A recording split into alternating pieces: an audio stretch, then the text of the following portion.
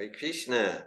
We're studying Bhagavad Gita as it is, chapter 8, entitled Attaining the Supreme. Text 16, chapter 8, text 16. It's December 3rd, 2023.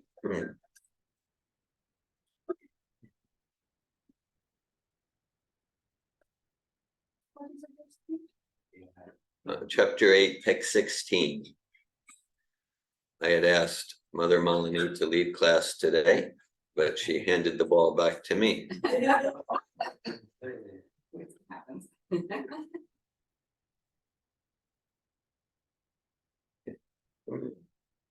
Abrahma, Vinod,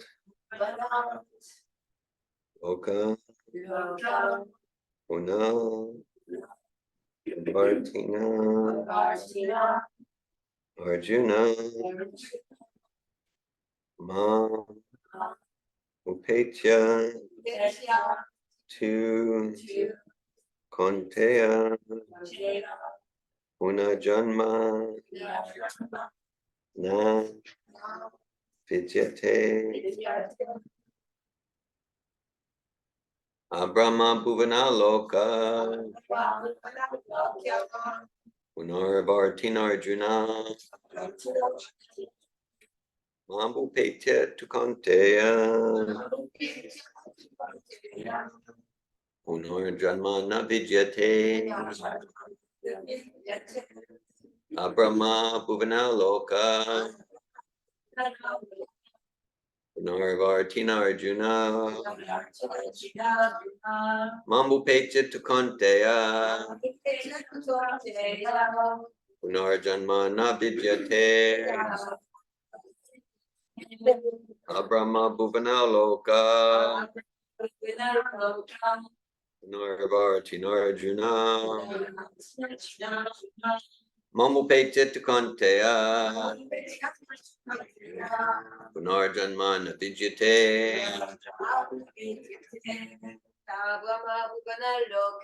Abrahma Bhuvana Loka,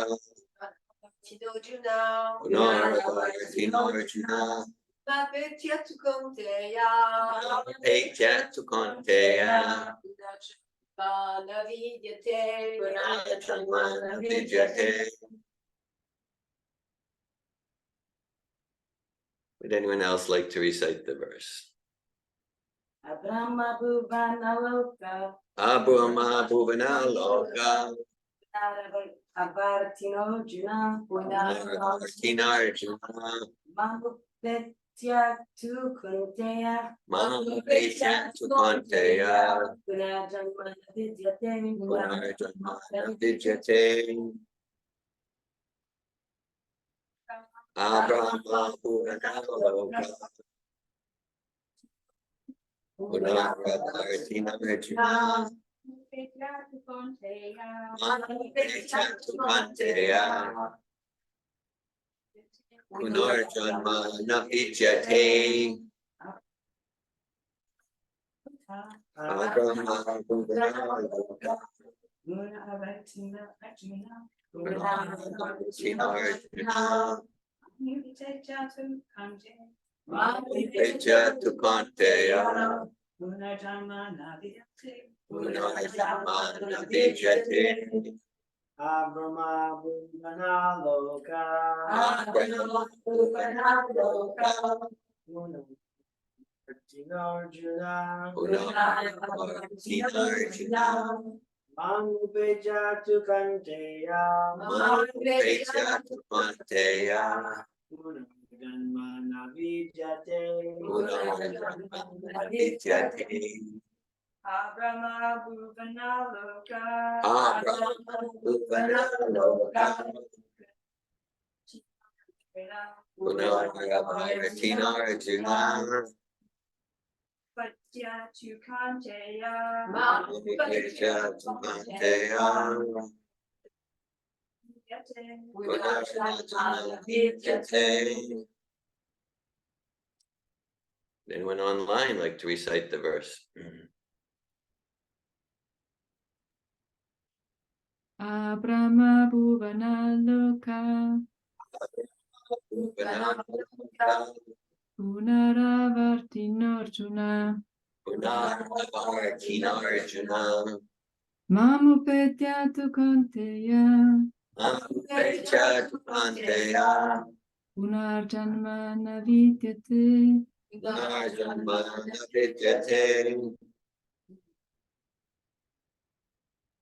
Okay, now look at the word meanings. Brahma, up to the Brahmaloka planet. Bhuvana, from the planetary systems. Loka, planets. Puna, again, Avartina, returning. Arjuna, oh Arjuna, Mam, unto me, Upetya, arriving, to, but, Kanteya, O son of Kunti, Punar Janma, rebirth, na, never, Vidyate, takes to. Translation. From the highest planet in the material world down to the lowest, all are places of misery wherein repeated birth and death take place. But one who attains to my abode, O son of Kunti, never takes birth again. Purport by His Divine Grace, A.C. Bhaktivedanta Swami Prabhupada. Jai. All kinds of yogis, karma, jnana, hatha, etc., eventually have to attain devotional perfection in bhakti yoga or Krishna consciousness before they can go to Krishna's transcendental abode and never return. Those who attain the highest material planets or the planets of the demigods are again subjected to repeated birth and death. As persons on earth are elevated to higher planets, people in higher planets such as Brahmaloka, Chandraloka, and Indraloka fall down to earth. The practice of sacrifice, called Panchagni Vidya, recommended in the Kathopanishad, enables one to achieve Brahmaloka. But if in Brahmaloka one does not cultivate Krishna consciousness, then he must return to earth. Those who progress in Krishna consciousness in the higher planets are gradually elevated to higher and higher planets, and at the time of universal devastation are transferred to the eternal spiritual kingdom. When there is devastation of this material universe, Brahma and his devotees, who are constantly engaged in Krishna consciousness, are all transferred to the spiritual universe and to specific spiritual planets according to their desires. Hare Krishna. Om Angana Timirandasya Gnanjana Shalakaya Chakshurunmilitam Dena Tasmai Shri Gurve Namaha Shri Chaitanya Manobhishtam Stapitam Yena Bhattale Svayambhupa Vidamayam Dadatu Padantikam Vandeham Shri Guru Shri Uttapara Kamalam Shri Gurun Vaishnavam Shri Rupam Sagrajatam Saganaragnatan Vitam Tam Sajivam Sarvetam Savadutam Parijana Sahitam Krishna Chaitanya Devam Shri Radha Krishna Padana Sakana Lalita Shri Vishakanditam Cha Hey Krishna Karuna Sindhu Dina Bandhu Jagatpate Gopisha Gopika Kanta Radha Kanta Namostute Tapta Kanchana Gorange Radhe Vrindavaneshwari Vishabhanu Sute Devi Pranamami Hari Priye Panchakalpa Tuyubhyascha Kripa Sindhu Byevacha Patitanan Bhavanebhyo Vaishnavebhyo Namo Namaha Jai Shri Krishna Chaitanya Prabhu Nityananda Shri Advaita Gadadhar Shri Vasari Gaura Bhakta Vrinda Hare Krishna Krishna Krishna Hare Hare Hare Rama, Rama Rama, Hare Hare. Namo Vishnu Padaya Krishna Prestaya Bhutale Srimate Bhaktivedanta Swami Niti Namine. Namaste Saraswati Devi Gravani Pracharini Nirvishesha Shunyavadi Paschatya Desha Tarini. Bhagavad Gita, Chapter 8, Text 16. Brahma, Bhuvana Loka, Punaravartin Arjuna, Mamupeta Tukanteya, Punarjanma Navijate. From the highest planet in the material world down to the lowest, all are places of misery, where repeated birth and death take place.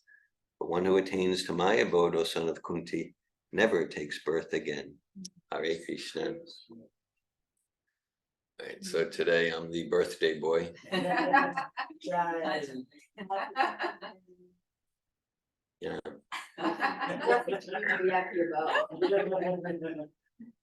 Right, so today's my birthday. And so this verse and the previous verse, I'll read the translation of the previous verse. Krishna says, after attaining me, the great souls who are yogis in devotion never return to this temporary world which is full of miseries because they have attained the highest perfection. And then in this verse, Krishna describes all places in the material universe, even Brahmaloka, places of misery wherein repeated birth and death take place. So, okay. So today is my birthday. Krishna is establishing here that there's nothing special about that. And Krishna is emphasizing there's nothing to celebrate about that.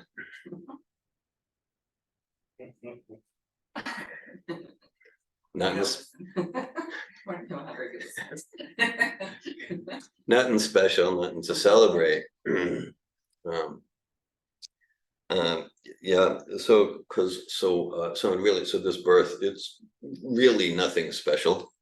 All living entities, not just humans, the 400,000 species of humans right now on the planet, there's like 7.38 billion humans or something like that. But even that's not even like a percentage, like all living entities, the spirit souls and the blades of grass and the squirrels and the cockroaches and the cats and the dogs and the trees, they're all taking birth.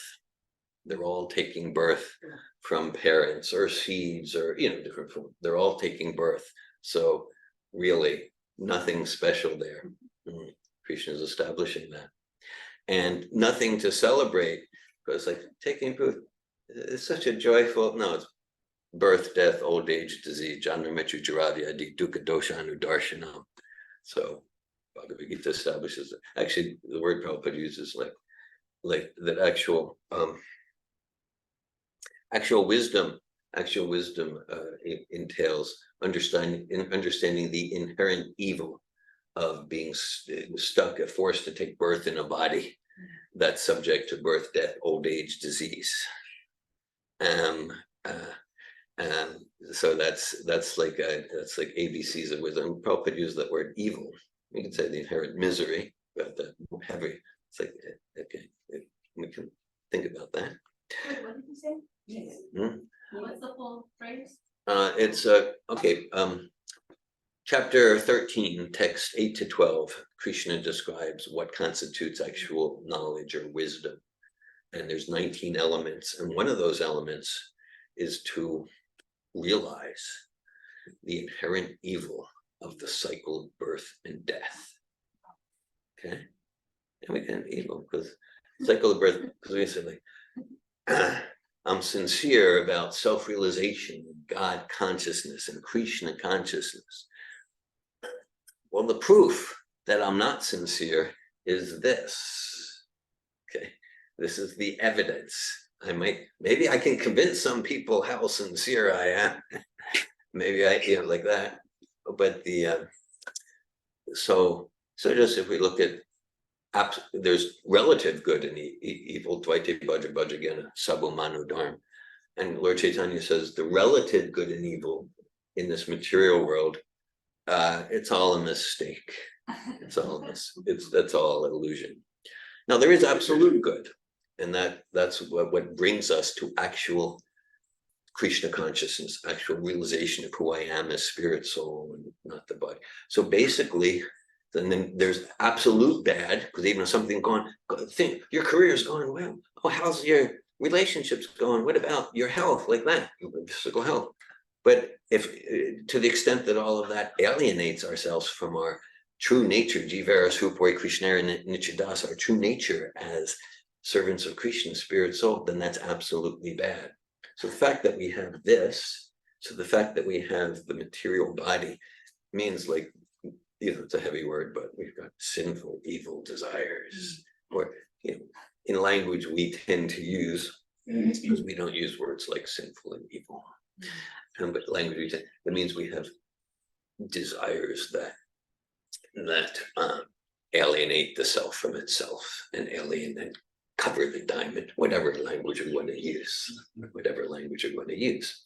Okay, so yeah, so that's birth, that's the inherent.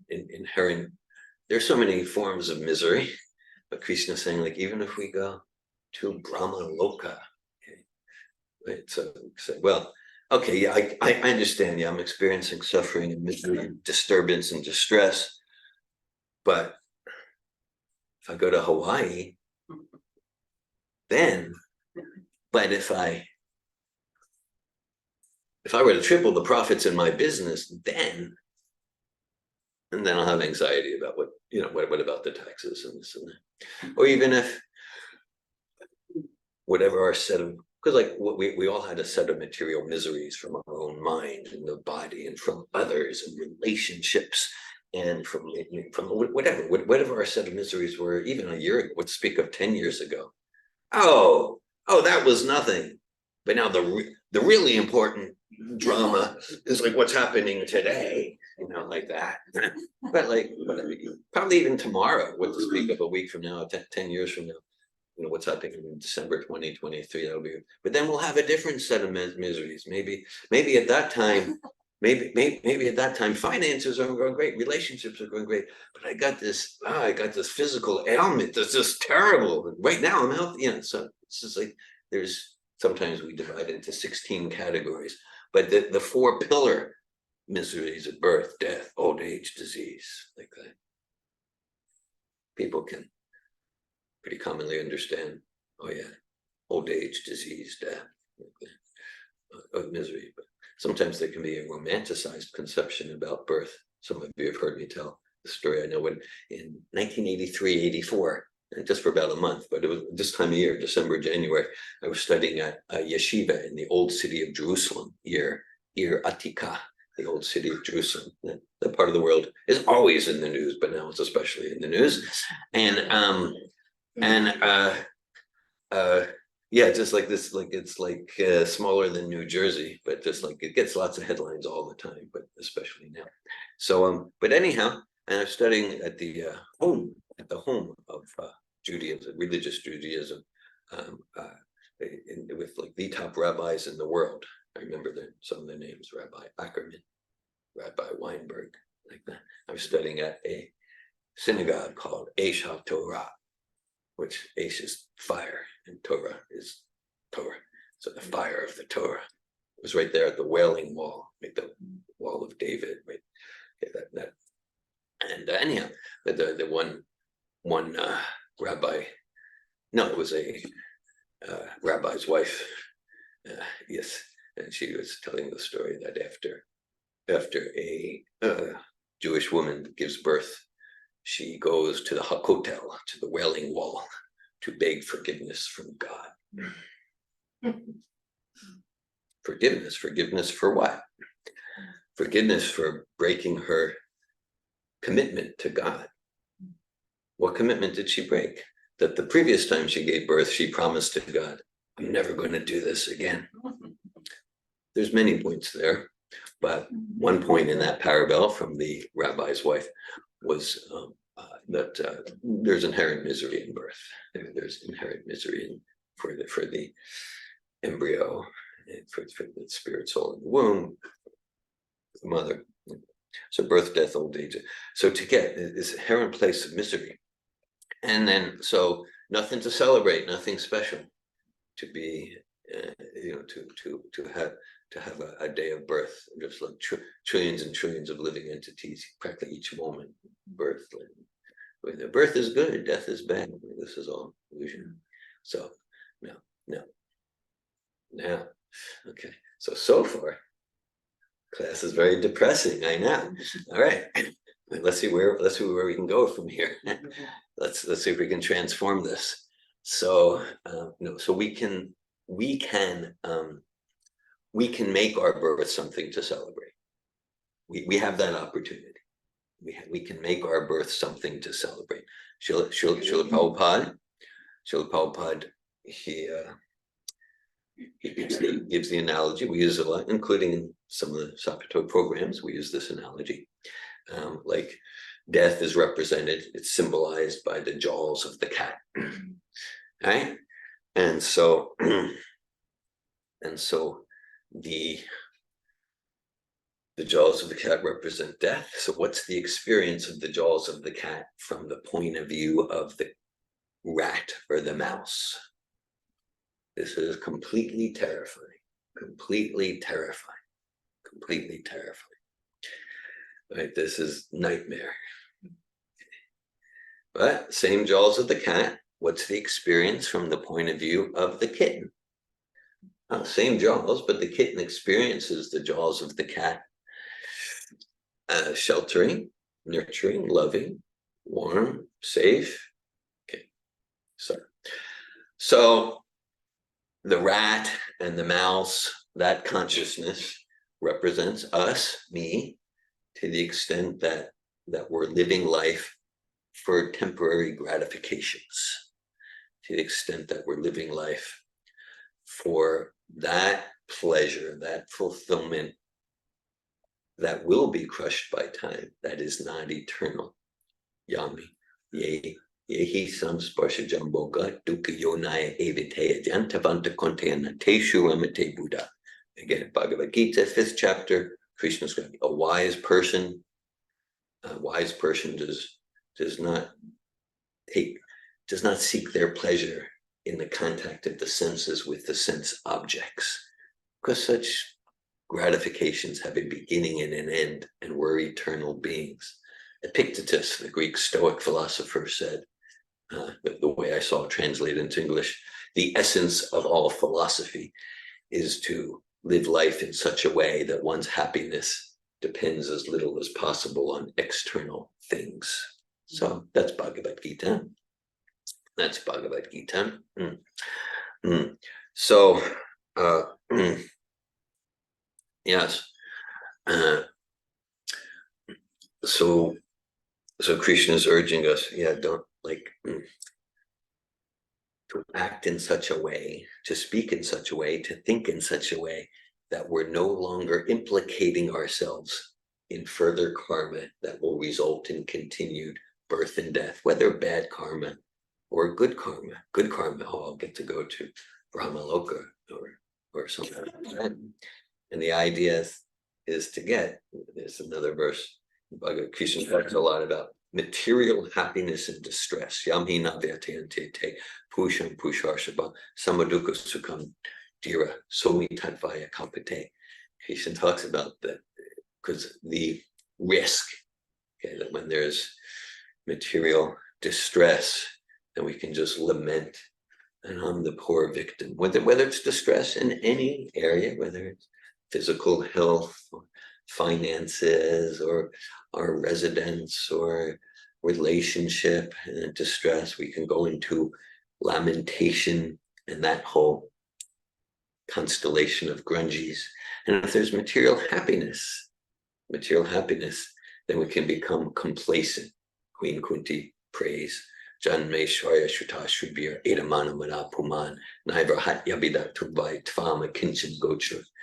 She says, like, when things are going well in terms of nice birth, opulence, physical attractiveness, education, oh, we're relatively smart compared to others.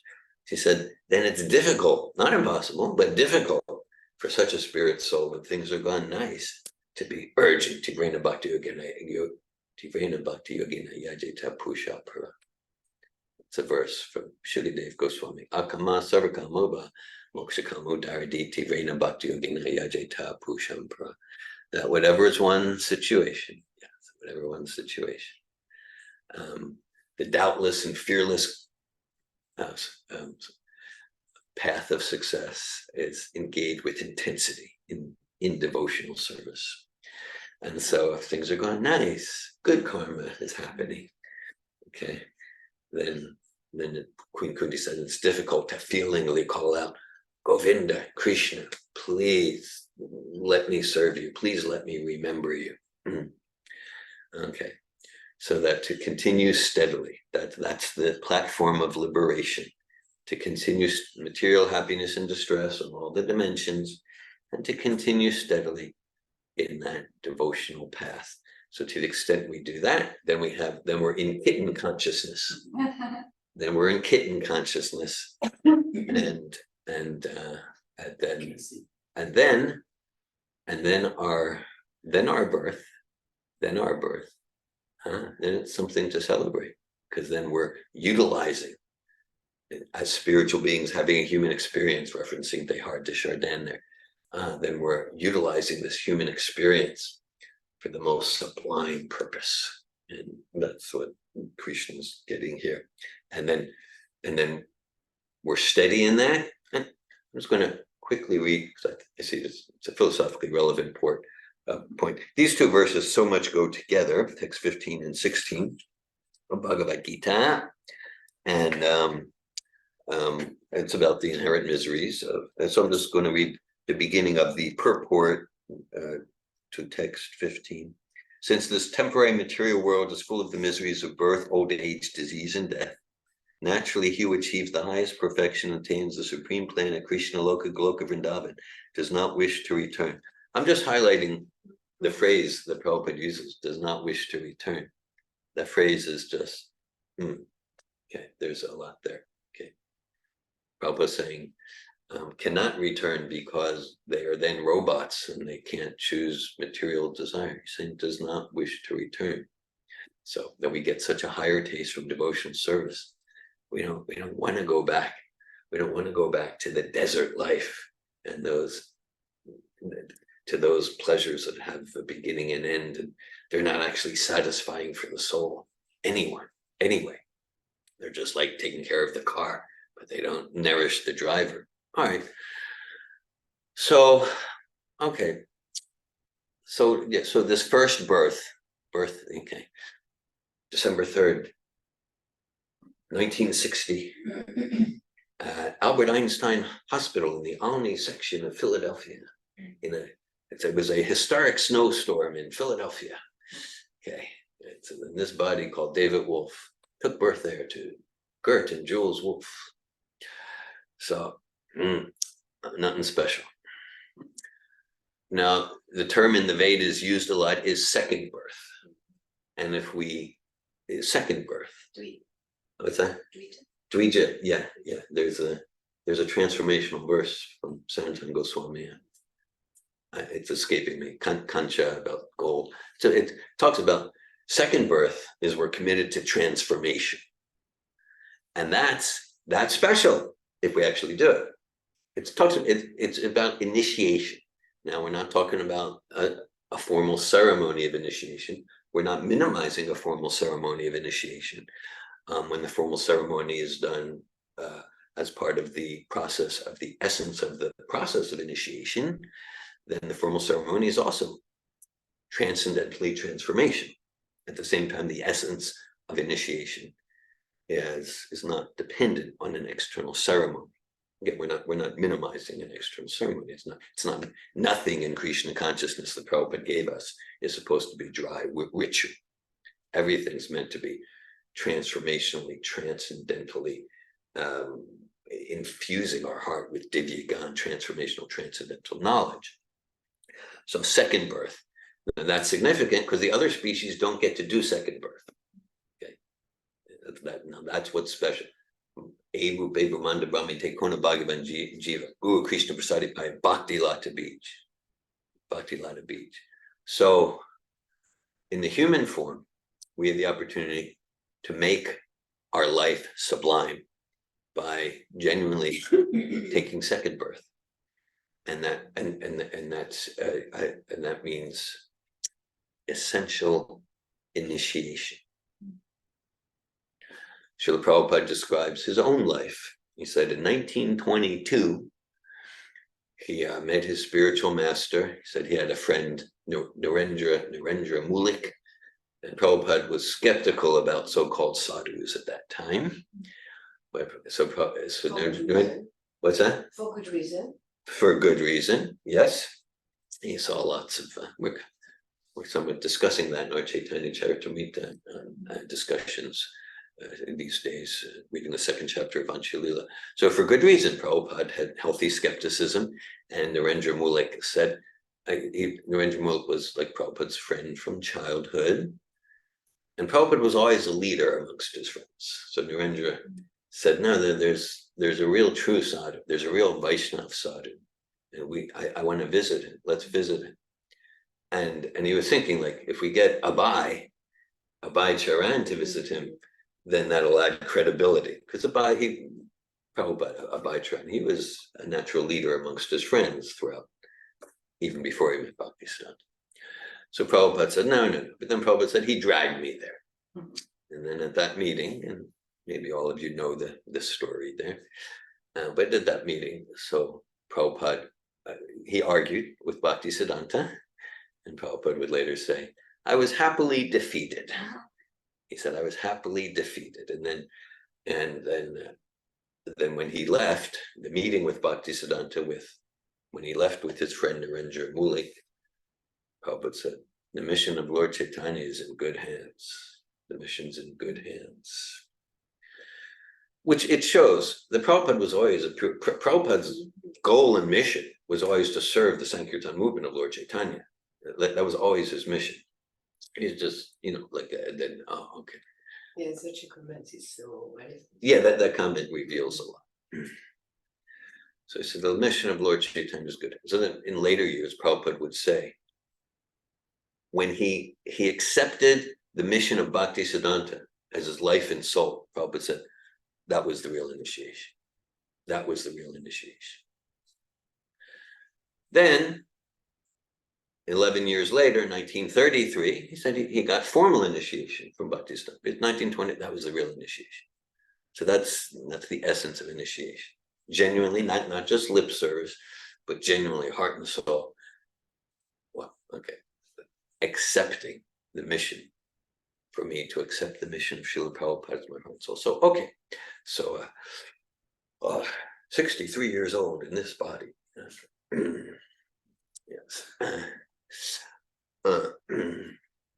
Yes, yesterday my sister called, so I spoke to my sister briefly a little bit. She said, so you're going to do anything special for your birthday? So I said, I'm going to do what I usually do, like that. She said, yeah, and that's the way it is when you get to be as old as you are. No more celebration. Yeah, no more celebration, she said. She is my older sister. So She knows. she knows. She said, yeah, that's the way it is when you get to be as old as you are. So, all right. So,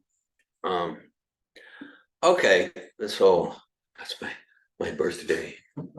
Vow, hope, commitment, intention. I'm not sure quite where I'm at. I'm not sure, but that yeah. So then the birthday becomes significant for me or you or whoever, where it's just like, yeah, let me,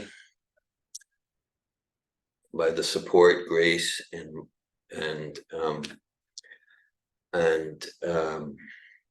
yeah, care for all our friends here in the community. That let the next year, let me be committed to Srila Prabhupada's mission with deeper enthusiasm than any other year till now. And then that's a good year. That's a good year. And that's absolutely good. That's not relative good. Because relatively, like, I hope my health goes well and this and that. And indeed, he's doing celebration points like that. There's the relative good. But let all the relative can be served in the absolute. The temporary can serve the eternal. The subjective can serve the objective. So that's my hope, and I appreciate the support. We have about 15, 20 of us here. That's my hope for me and you, that in the next year, that I'll speak I statements, that I'm more deeply committed to serve and dedicate myself to Srila Prabhupada's movement and mission than I've ever been. And hope to achieve that in quantum jump ways. But even if I achieve it a few fraction of a percent, that's success. That's success.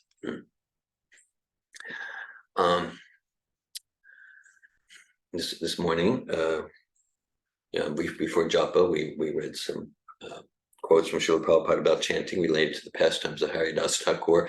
Prabhupada referenced their verse, Bhagavad Gita, key verse in Bhagavad Gita, as is this one. This verse we're studying today, Prabhupada quotes it a lot to indicate the essential nature of the material world. It's not meant to move us to depression. It's meant to move us to enthusiasm. I got to get out of this place. That's what it's meant to be. Or more.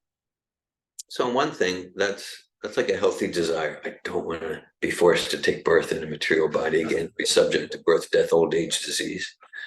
And then kind of like the irony there is that like the really pure devotees of Krishna, they're not even thinking in terms, let me not take birth again. They're just thinking in terms, Chakudan Diloye Janme Janme Prabhu say, Srila Prabhupada, you fill our heart with transcendental knowledge. You are my Lord, birth after birth. Meaning the pure devotee is just like, oh yeah, let me take birth again and again as long as I can serve you in your mission. Okay. Nadanam Nadanam Sudrim Kavitam Bhajadisha Kame Mama Janmani Janmani Sri Bhavadad Bhakti Hituki Tvai. But Chaitanya says, yeah, I don't want women, I don't want followers, I don't want wealth. I just want to serve you, Krishna, birth after birth. Meaning the pure devotee is like, well, of course I have no, I don't have sincere, I'm not sincere, I'm not knowledgeable. Of course I'm going to take birth and birth again, look what a sinful wretch I am. Okay, fine, but in whatever condition I take birth, let me serve you. And then the irony is, with that mentality, with that consciousness, then one is not forced to take birth again, because there's not even the desire, let me be relieved of the misery of birth, death, old age, disease. Just let me serve your happiness, Krishna. Srila Prabhupada. So Prabhupada quotes, Devyesha Gunamai, Mama Maya Dhiratyaya, Mama Vaye Prapadyante Mayaman, Mayam Etam Tarantite. Krishna says that the glitter and the glamour, we're talking about the glitter of Maya, the glitter of Maya is very strong. Oh, you could be happy with this. You'll be peaceful. If you just have, you'll have inner security, just like that, and like that, the glitter of Maya. Okay, and Krishna says, on our own, we have some strength, but it's going on kind of like, even if we're like a champion swimmer and we're dropped in the middle of the Pacific Ocean, what chance do we have? The next island's just 1,500 miles away. I'll do the backstroke. It's not going to help. But then, and Krishna said, but one who takes shelter in me, can easily cross over the ocean of material existence.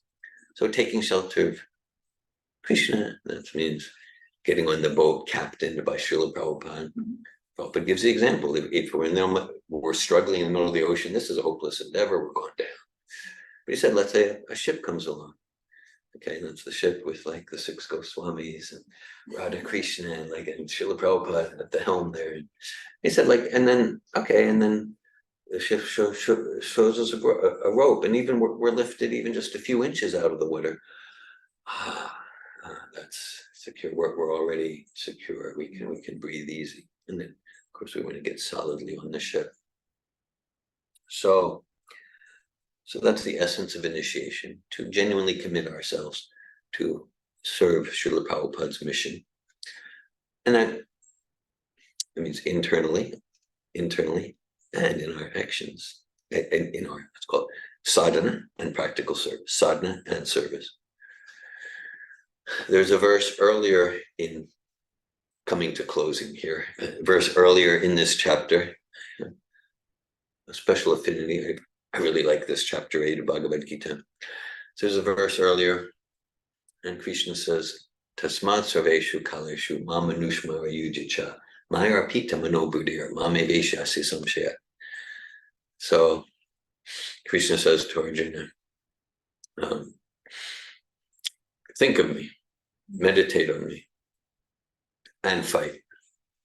Mama Nushmara Yudhyacha. This is very, that's text 7. Therefore, Arjuna, you should always think of me in the form of Krishna, and at the same time carry out your prescribed duty of fighting. With your activities dedicated to me and your mind and intelligence fixed on me, you will attain me without doubt. So Mama Nushmara Yudhyacha, think of me and fight. So it's a military analogy.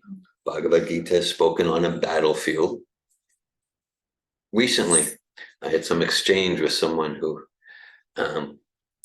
he's been involved in some Sappho programs for like 15 years. Hasn't been involved in Bhakti Yoga, but anyhow, he's had Bhagavad Gita as it is on his shelf for probably about 15 years, because I gave it to him.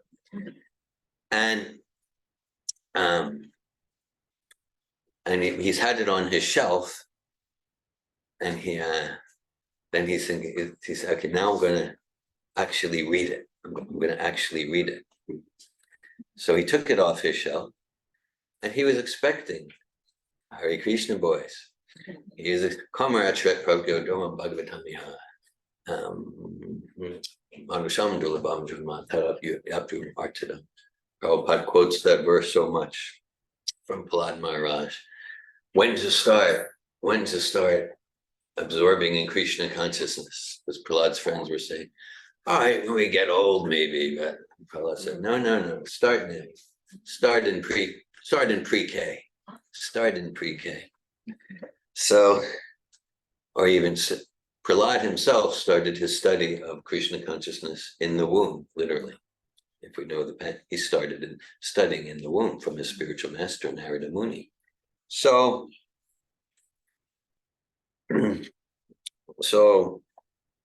this fella, after 15 years, he's starting to chant Hare Krishna. He said, let me take Bhagavad Gita off the shelf. And he was expecting, he himself, I would say, has strong Kshatriya nature. He's built very Kshatriya, okay, like that. And so he was expecting Bhagavad Gita, yoga. It's going to be about sit in a meadow with your eyes closed and listen to the chirping of birds. And, okay. So he reads Bhagavad Gita, and then he shared with me, because he goes like, this is a war.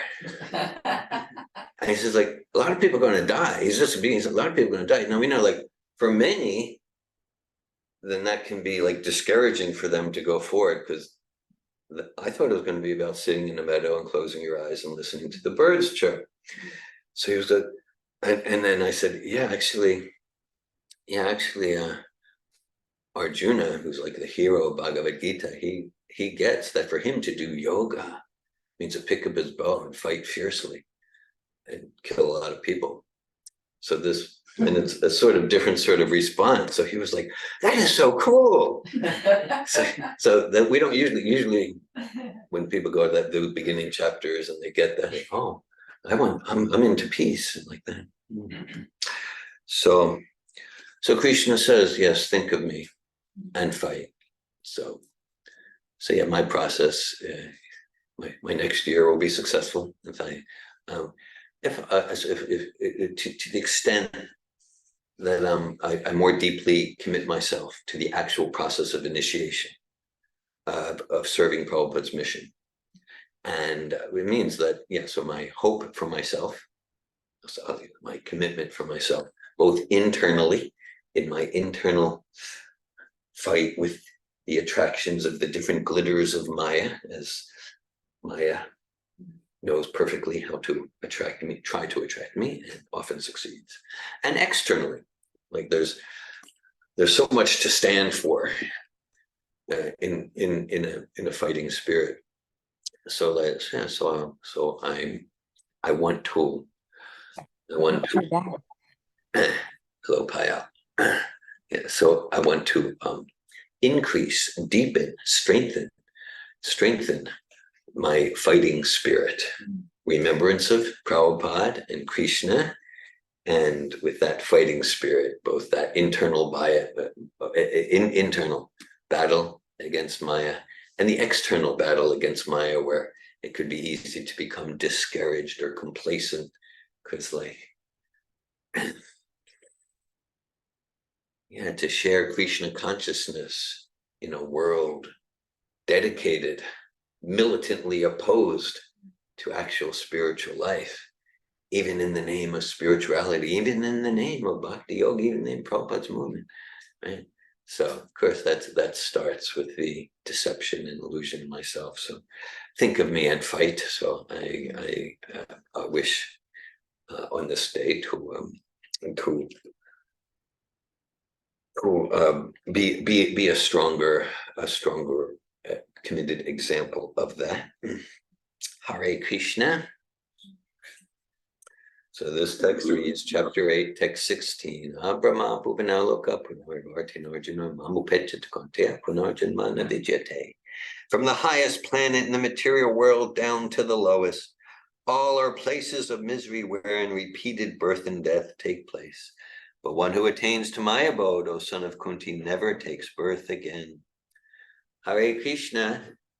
Thanks for your presence and association. I welcome any comments, questions, inspirations, realizations. Mother Malini. Hi, Krishna. Thank you for your birthday class. It's a good way. Good way to celebrate birthdays, to serve, isn't it? Yes, So that's a good way. that's the spiritual conception. You know, like I was thinking of the last part of your class, you know, like thinking of Krishna, like fight and think about me. And then when we read the Damodara Stakam, it says, you know, let my heart, you know, always remembering that. And so I want to read something Sure. from Krishna books that we read on Friday, because it's very appropriate, very beautiful, and maybe you can integrate it in your birthday with these. But it's now the Muni, after he visited all the places, and he speaks to Krishna. And then Prabhupada now is paraphrasing Narada Muni's desire and says a benediction. So birthday is a time for benediction. So it said the benediction which the sage Narada asked from the Lord is the ideal prayer of all pure devotees. A pure devotee never asks for any kind of material or spiritual benediction. That's really interesting. Like a pure devotee doesn't even ask for a spiritual benediction from the Lord. But his only prayer is that he may not forget the lotus feet of the Lord in any condition of life. It's Damodara Staka. You know, like I don't want liberation. I don't even want to know your future of Paramatma. I don't even want to go back to God, in a sense, to the Vaikuntha, but let me remember. So that's the wishes for you, that you remember. And his only prayer is that he may not forget the lotus feet of the Lord in any condition of life. A pure devotee does not care whether he is put in heaven or hell. He is satisfied anywhere, provided he can constantly remember the lotus feet of the Lord. And then Lord Chaitanya also saw the same process of prayer in his Shiksha Stakam, in which he clearly stated that all he wanted was devotional service, birth after birth. The pure devotee does not even want to stop the repetition of birth and death. To a pure devotee, it does not matter whether he has to take birth again in the various species of life. It's not even a human being. That's proud. His only ambition is that he may not forget the lotus feet of the Lord in any condition of life. So even as the watches, we can pray. Make sure that I remember the Lord. So that's the benediction. We can all pray for you in that way. Hare Krishna. Thanks for reading that passage and bringing that to my attention. Yeah, very apropos. Thank you, Melanie. I have a question related to that. Is that stating that in any condition of life, we can still remember? Is that saying that You say we can pray for that. possible? That it's He possible? says we can pray for that. Well, there is a story of Jai Bharat that in a Bhagavatam that illustrates exactly that one. So it is possible. It happened to Jai Bharat. And Maharaj Bharat, he was the emperor of the universe, of the earth. And so it is possible. Mm. Yeah, because he got, he was the king, and then in the next life he became a deer, and that deer's specialty was he was able to remember his previous life and Krishna, and then the Arjuna trees also is another example. They were trees, and they remember their previous life and the reason they became trees, and helps them remember Krishna. And We can pray for Gajendra that. as Gajendra, body of an elephant. Yeah, Good example. Remember. Good That's a example. good example, yeah. So, we still have, we take form in a different body, we still can remember. That's nice to think about. I think we are guaranteed to remember as soon as we brush it down. So. Yes. Oh, I like that. Thanks for the discussion. Yeah, so as okay, I'll go. Yeah, as a general principle, it's only in the human form that we can remember, where we can take second birth. But the principle, the spirit soul, the spirit is superior to matter. So even in other species, the soul can remember. So like there's that ontological discussion. So the spirit is superior to matter, and there's examples of dogs and elephants. Brahma praised to be a blade of grass outside of Vrindavan, not even trampled by Krishna, but trampled by the devotees of Krishna. But then we're looking at like the mood of the devotee is like, that's it, like whatever species I take birth in, just let me remember you. Let me be an insect in hell. Okay, fine. That's better than being a demigod in heaven if I can remember you. Okay. Then practically speaking, in spirit souls and bodies of species other than human, it's almost practically impossible to choose to remember Krishna's pastimes. But there are special examples. Bhakti Devin. Oh, I just wanted to add one thing. It's Bhaktivinoda Thakur. Yeah. He prays, like I think the prayer of the devotees, it's the prayer to be ready for that. Yeah. It's like it's a prayer. It's It's a sentiment. Yeah. And he prays like it doesn't matter which species of life. Yeah. Please let me take birth in a house of devotees. Yeah. So even if I'm born as an ant, Yeah. but as long as I live with devotees. Yeah. So when we see a sect, we can remember. Yeah. Yeah. Yeah. Thanks for that. Thanks for that. Hare Krishna. Bhakti Devin. Hare Krishna. Yeah, that our next birth, our next body is based on our desires and deserves. Is that right? Yes, desires and deserves. That is it. And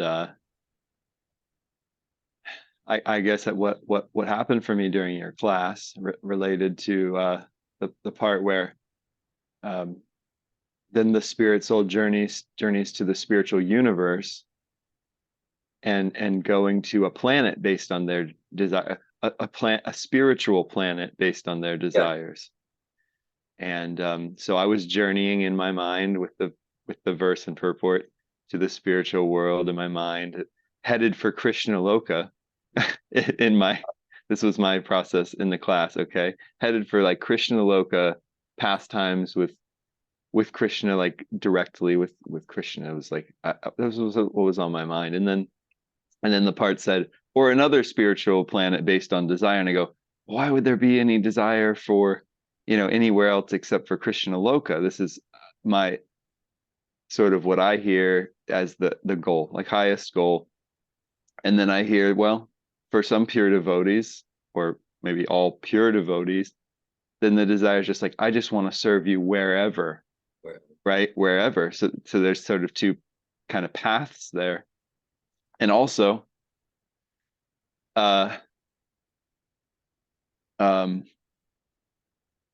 okay, so then Krishna being all potent and fully potent, expanding himself into, everywhere at once in full potency. Okay, so he's there, he's present here in Paramatma, he's present in all of those spiritual planets also fully. So then there's kind of like, and then there's what's the difference? And I wish I had I sort of envied your story about Prabhupada argued with Bhaktisiddhanta, and he was glad he could say he lost. And I go, wow, I like envy the intelligence and the bravery to argue with someone. I mean, maybe he was kind of coming in.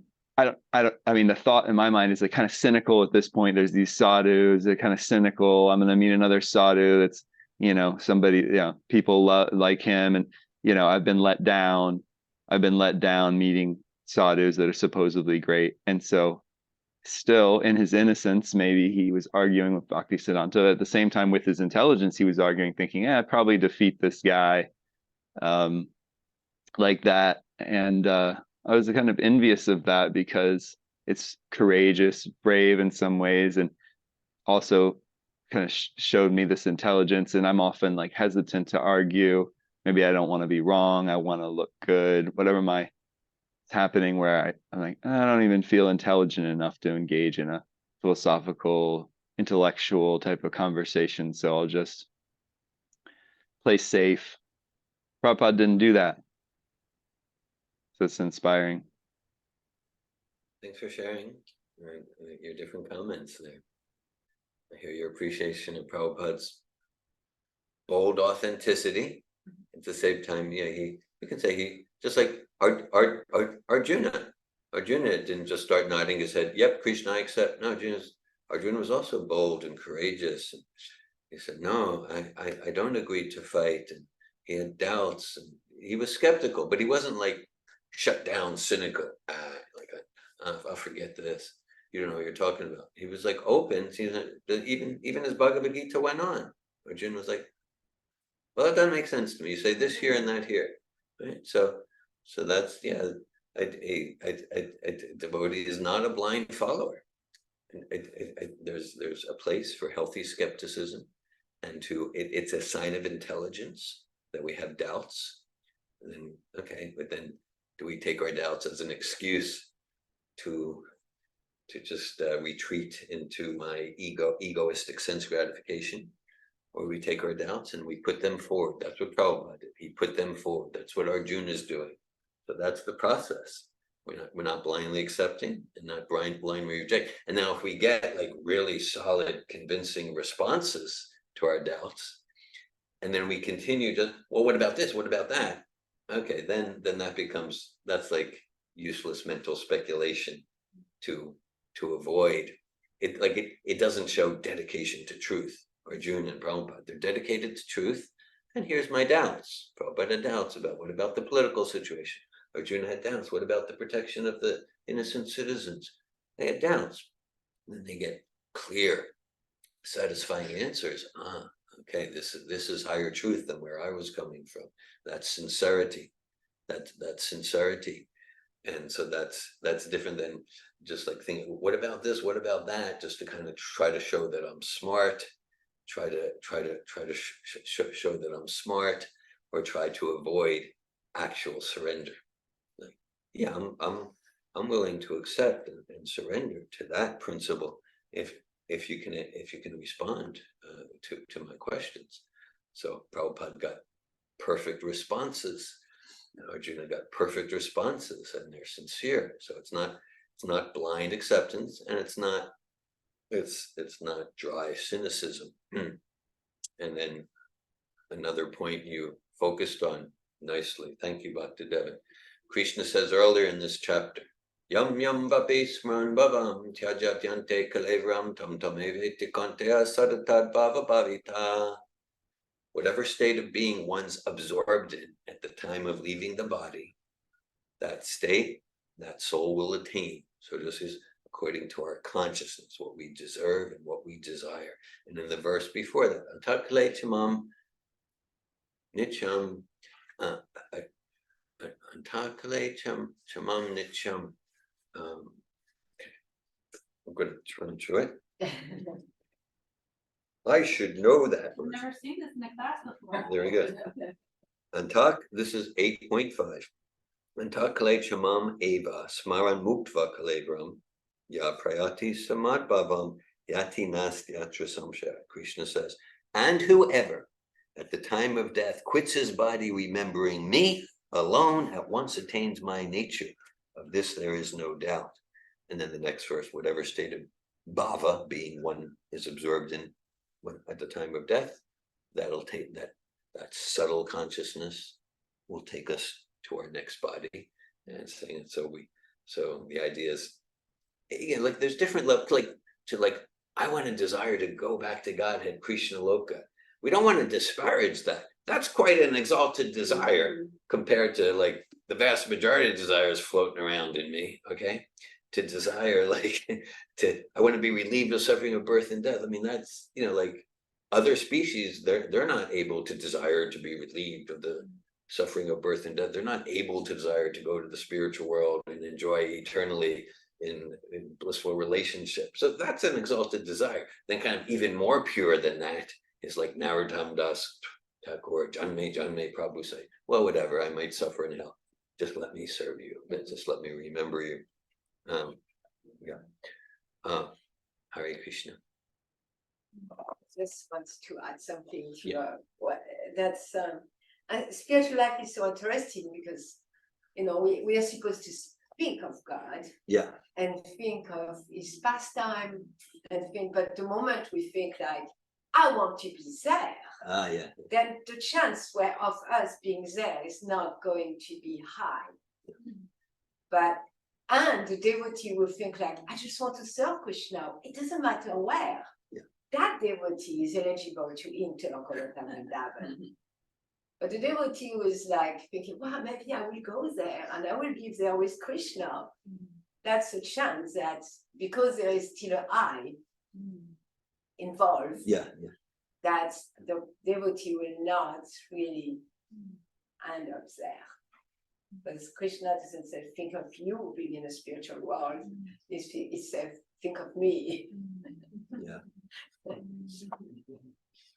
That's an excellent point. Thanks for that.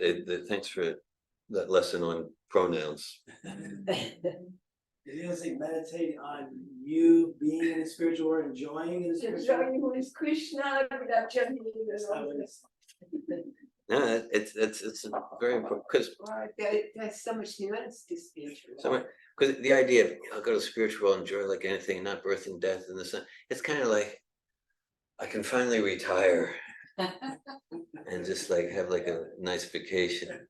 Suffering's over. Yeah, suffering's over. Yeah, that's what it means. It's like I'm tired of suffering. But okay, there's some healthy realization there that this world is suffering. But then it's not the mood. Like the mood is like each year of my life, let me fight for Prabhupada with more intensity. And in fighting for Prabhupada internally and in his mission, we're taking on more anxiety. So that's the real mood. Each year of my life, let me take on more anxiety for Srila Prabhupada's movement. Okay. It's like it's not at all. So like when I'm 64, if in this body I get to 65, I get to 74, 94, each year, let me, each year, whatever, whatever, whatever it is, whatever it is.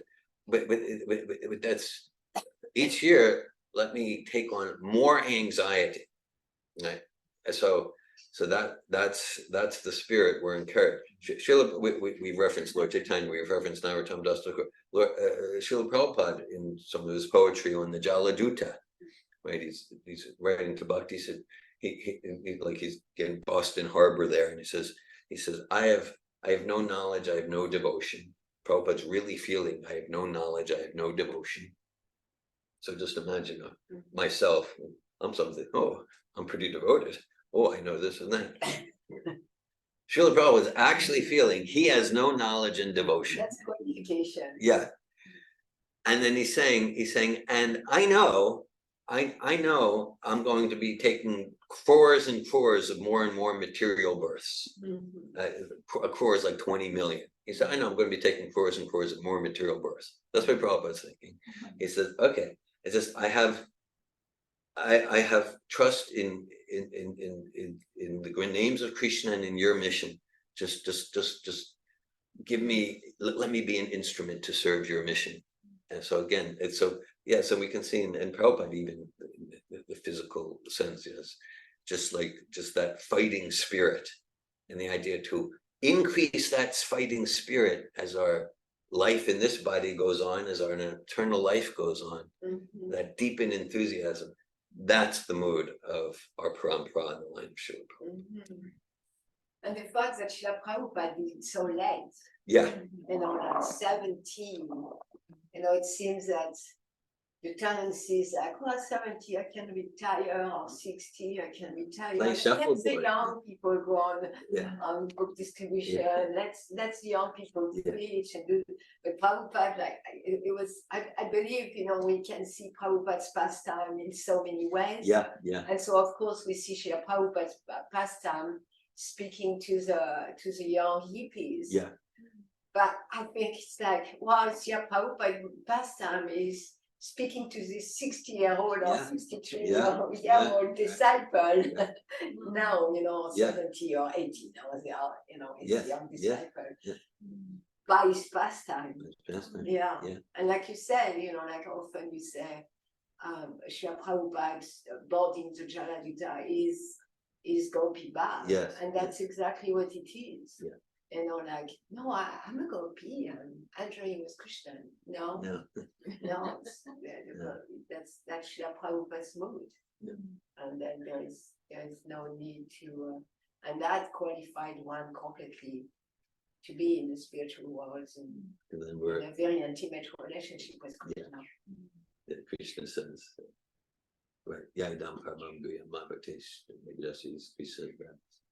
then you really endear yourself to me in that bold risks to spread my mission.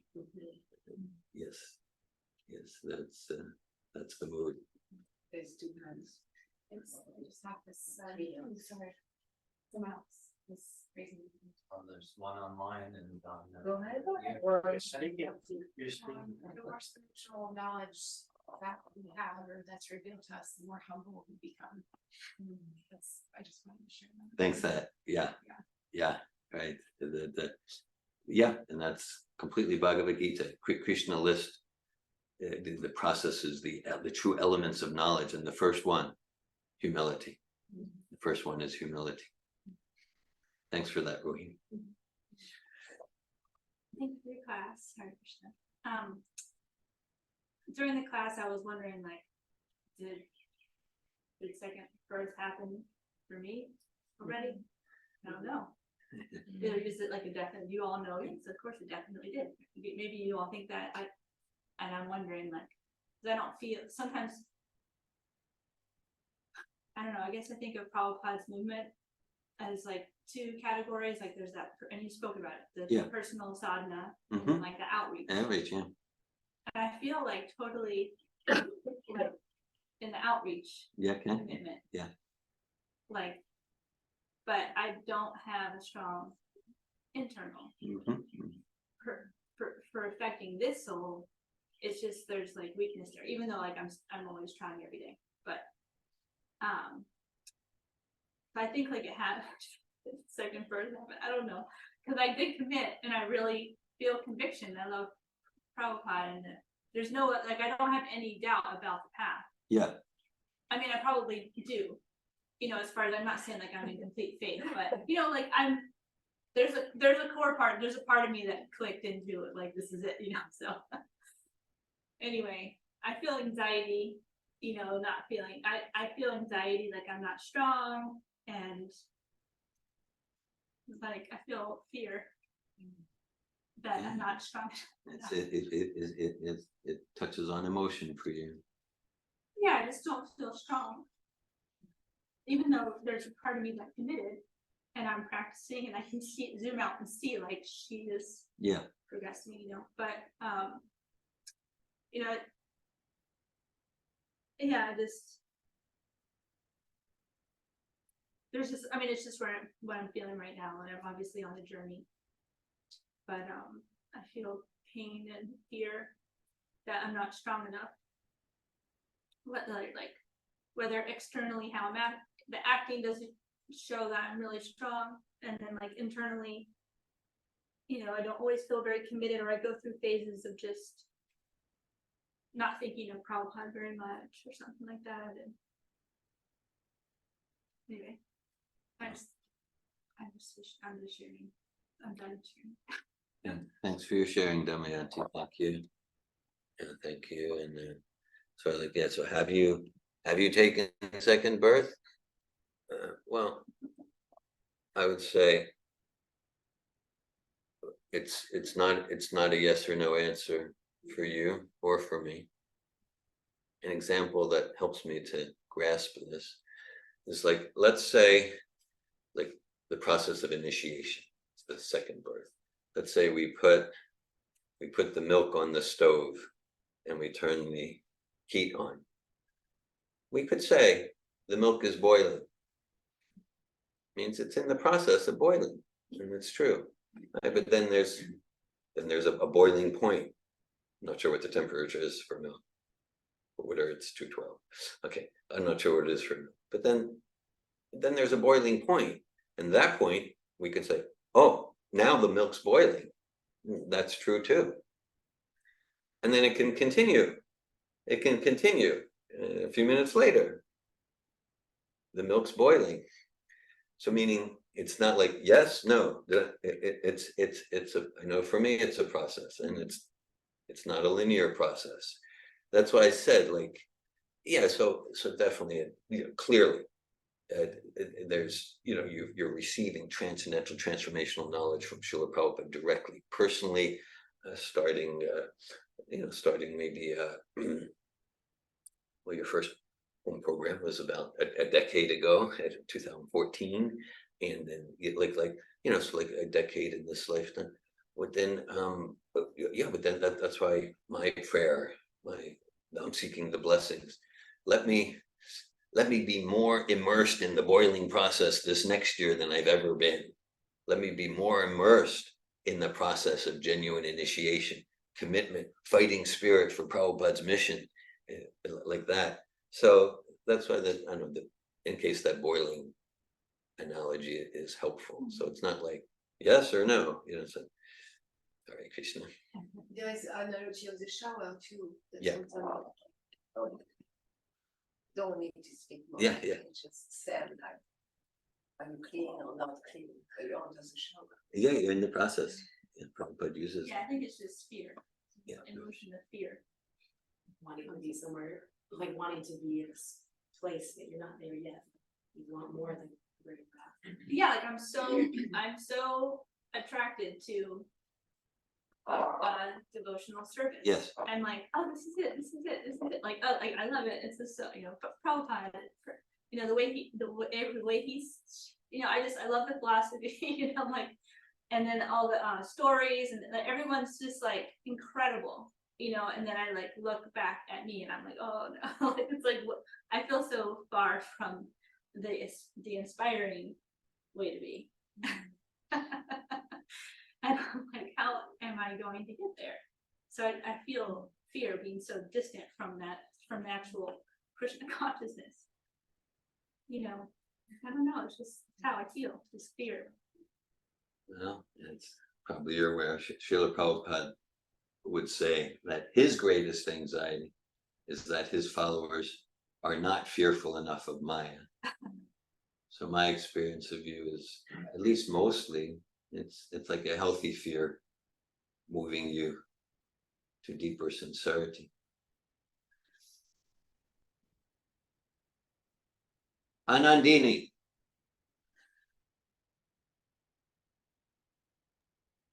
Hare Krishna. All right. It's nice to be with all of you. And Dhira Govinda, I was going to wish you a happy birthday. Now I'm not sure whether that's the correct wording. Yeah. So I wish that your intention becomes true. Okay, I'll take that. Yeah, I have a question. You know, when you were speaking about the miseries of birth, death, or like this, the birth, I remember a conversation I had with someone who gave birth to her daughter around the same time that I gave birth to my second daughter. And we were speaking about the birth experience. And she shared, it was so amazing. It was so beautiful, my birth experience. And she continued to share about all the medications she got and all the challenges and all the, at the end there was a cesarean, and I was I was wondering what's so beautiful about it. And it really left an impression on me because I see myself in that. Like I'm so good at avoiding misery. Like, you know, when I first heard a class on Bhagavad Gita and some, you know, I thought, why are they keep telling us, I'm suffering? I'm not suffering. I'm good. So why are we so blind to our suffering and so like absorbed or trained to think we are happy when we're not? Well, thanks for that. Well, I guess what comes to me is like, to be blind and numb to my suffering keeps me enthusiastic about my material project, about the David Wolf birthday boy project. So It's the only way it works. Yeah, right. To be blind, to evade, to deny, to minimize that, to like, how are you? Fine, great, we got it together. Yeah, and so then that Amazing. that Amazing. that keeps me enthusiastic about the David Wolf God project. So that's the way Maya has two major components. One component of Maya throws us into illusion, and the other aspect of Maya, called Avaranatmika Shakti, convinces us that we're really happy here. Prabhupada often gives the example of like Indra, the great demigod, king of heaven. He got thrown into he got cursed to be a pig, and he was a pig in mud, like that. And then so he was in mud like that, and then Brahma came to bring him back to do his service in heaven. It was time to come back. But Indra, in the form of pig, thought like Brahma's just like envious of his attractive pig wife, and like that. And Indra's, no, I don't want to go back to heaven. I'm doing great here. But then when Indra, in the form of pig, saw his piglets and his pig wife going to the slaughterhouse and getting their heads chopped off, and he was in line, and he got it like, well, what am I doing here? What am I doing here? So we're all in line to have our heads chopped off. No. Oh, but did you see the TV show? No, we're all in line to have our heads chopped off. Garuda. So yeah, I was just connecting to like spiritual life.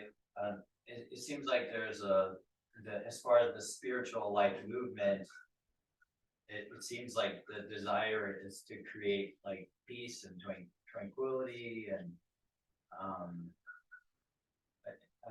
you know, I was just really looking at like, I'm wondering if challenges, trials, tribulations, even like persecution, like, is that all like an indication that we are surrendered and we are giving ourselves in devotion to serve Krishna?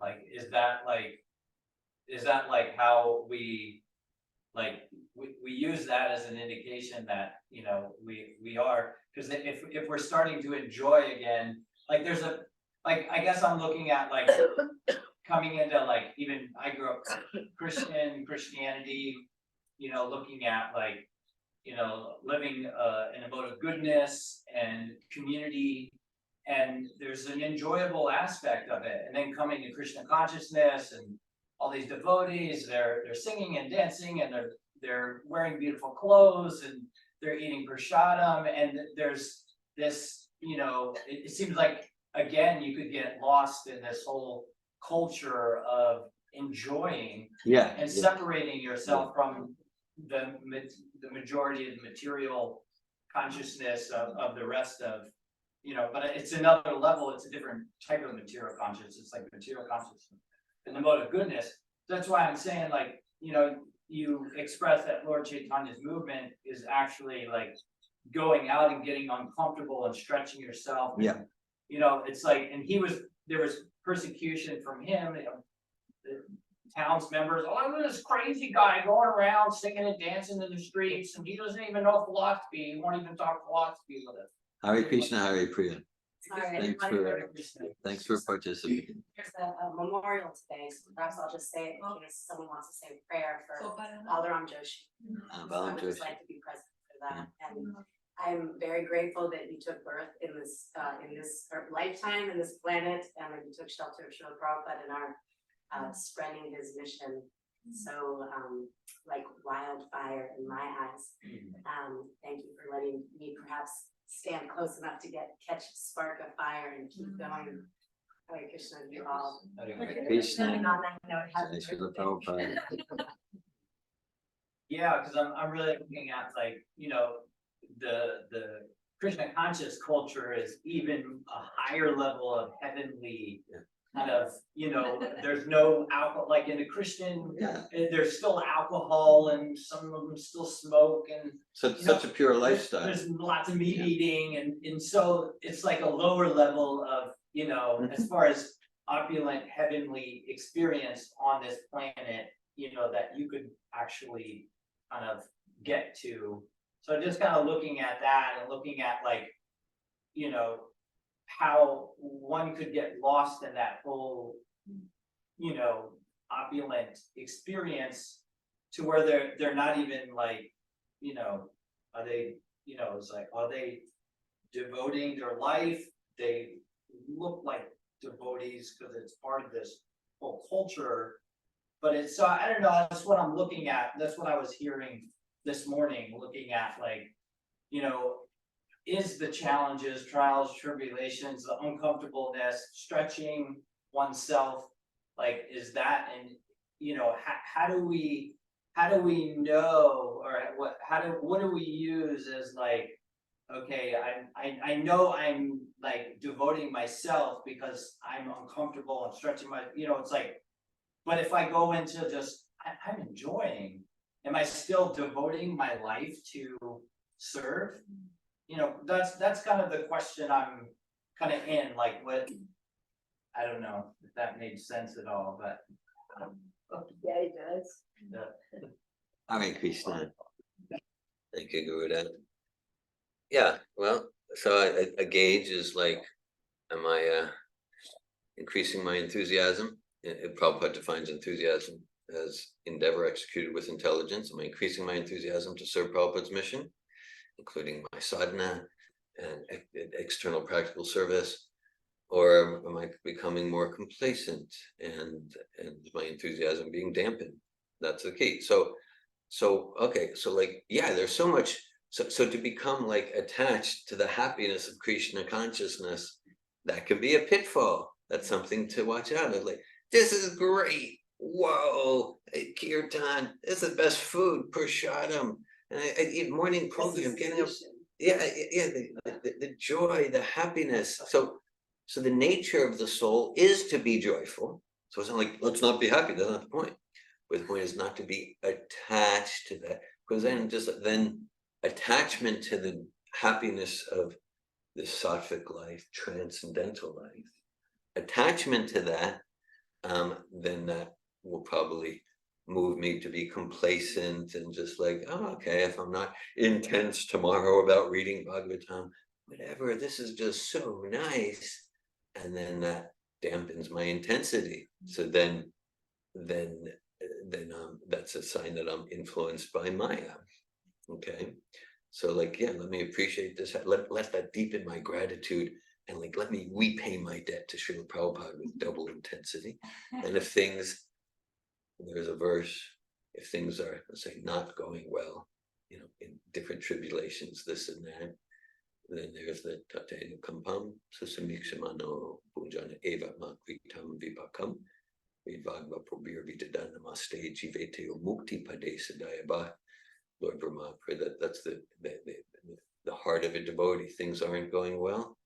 So whether it's just my karma or it's Krishna's arrangement or whatever, but the key is let that deepen my inspiration to serve Prabhupada with sincerity, to serve Krishna with all my heart, all my soul. Or when things are not going well, I just become discouraged and resentful and this and that. So it's not like, is that Maya, or is that a sign that I'm doing? It's like, how am I responding to the happiness or the distress? Am I responding with Krishna's internal energy, or the Maya energy? Prabhupada quotes a verse in relation to his own life. Yasyaham anugrinami harishe tadanam shanai. That is, there's a verse in the 11th canto of Bhagavatam, and Krishna says, for my devotees, I take everything material away. So why would I want to become a devotee then? Okay. So Prabhupada relates that to his own life, that at some point, like there was every reason to be hugely successful in his business. And one freak thing after the next got in the way in his business in a different way. And then at one point, Prabhupada took sannyas. I mean, there's some intricacies to that pastime. But Prabhupada says that Krishna could see, this is Prabhupada's humble mood, Krishna could see that for Prabhupada to become 100% deeply devoted to Bhaktisiddhanta's mission, Krishna needed to take away all of the material opulence like that. And then, of course, the paradox, then, with the rupee equivalent of $7, Prabhupada came to the West, and then he had multi-tens of millions of dollars. Of course, he didn't use a penny for himself. Prabhupada's idea when he was in business, he never had a materialistic mentality. His idea is, yeah, let me amass a fortune, and then I'll use it for Lord Chaitanya Sankirtan mission. What's that? You wanted to bring an army to the West. Exactly. Yeah. You wanted a lot of. Whereas, but it doesn't mean if something's going well, it doesn't mean it's mine. Is okay. Am I deepening my understanding? This isn't my money. This isn't my house. This is Krishna's house. This house is meant for serving Prabhupada. And Hare Krishna. So the test is how enthusiastic we feel to serve our spiritual master. Yep. And then you can see how much progress. You can see where you're at on the path by your level of enthusiasm to serve the spiritual master. That's a test. What? Not by the level of pain. Not intrinsically. Yeah, that's the test. That's the test, not a level of pain. Okay. That's a test of everything. Like, okay, like this humility is a spiritual humility, or is it material? Is it deepening my enthusiasm to serve Prabhupada, practice sadhana, read Bhagavatam, serve Prabhupada's mission, share prasadam, share philosophy? Or is it like, I'm humble, I'm so fallen, I'm so undeserving. And then, that's an excuse to hide under the sheets. And that's an excuse, like, I'm not pure enough to read Prabhupada's books. I hope I'm getting credit for how humble I am. No, but we hear these things. We hear these things. Or guilt, or shame, or happiness. Is it material or spiritual? To what extent is it deepening my inspiration to serve Prabhupada's mission with a fighting, joyful, fighting spirit? And to what extent is it alienating me from that spirit? That's the gauge for everything, whether it's material or spiritual. Srila Prabhupada ki jai. Srimad Bhagavatam ki jai. Bhagavad Gita ki jai. Hare Krishna. I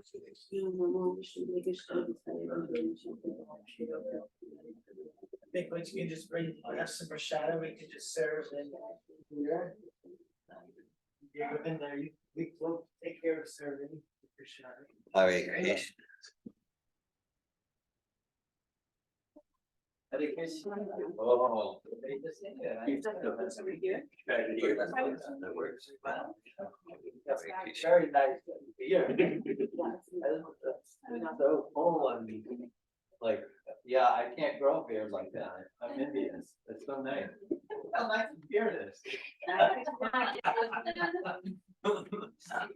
See you. Yeah, but if I'm shaved for 3 days, it looks like I've just let myself go. So I guess we should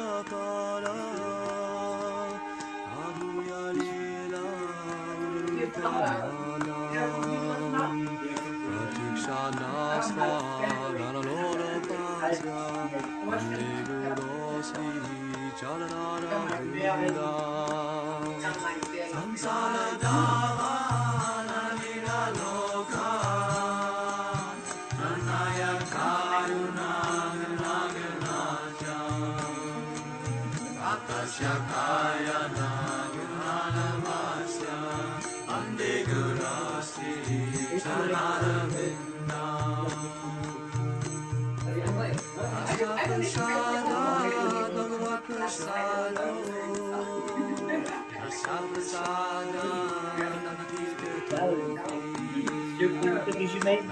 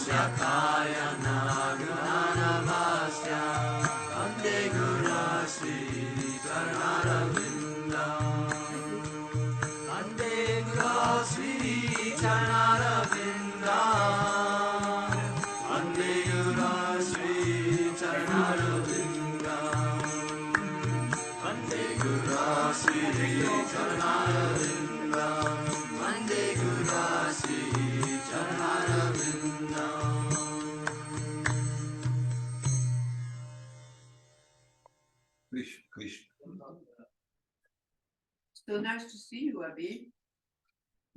Glad to be here. When they showed this at the advertisement, Vidora's mom was making little Christmas trees, cookies inside for $10. It's just a nice gift. They do fish out cookies on Christmas time. It's like it looks Christmassy. Just wanted to advertise that for her. Could you contact Leo? Okay.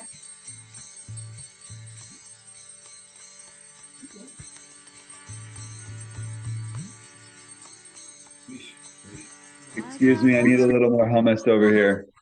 The salad is really good. I mean, the hummus is quite delicious. Yeah. Oh gosh. And then there's some kind of dry, like something type of thing, but it's white sauce. And chapter. Many cookies.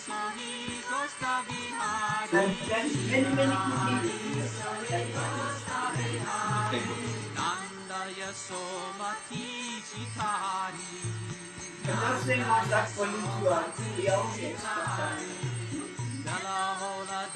Maybe should.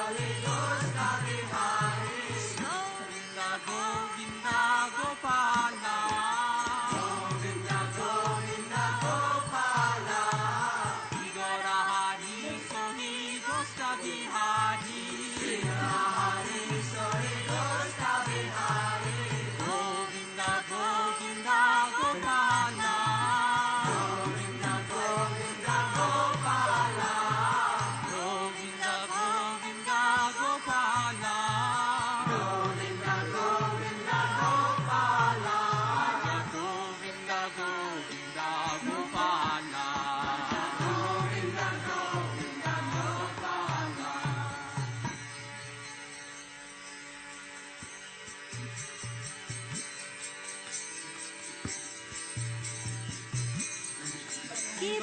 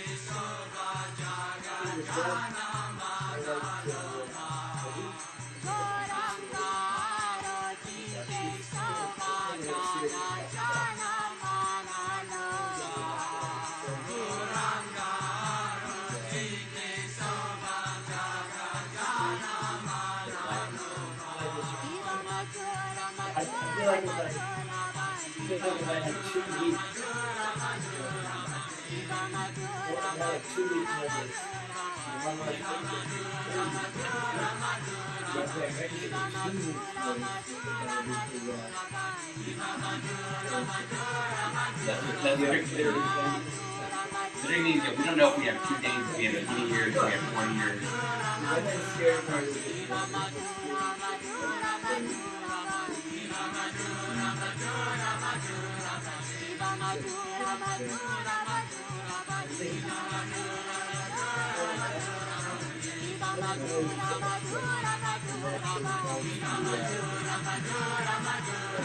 Go back to Godhead.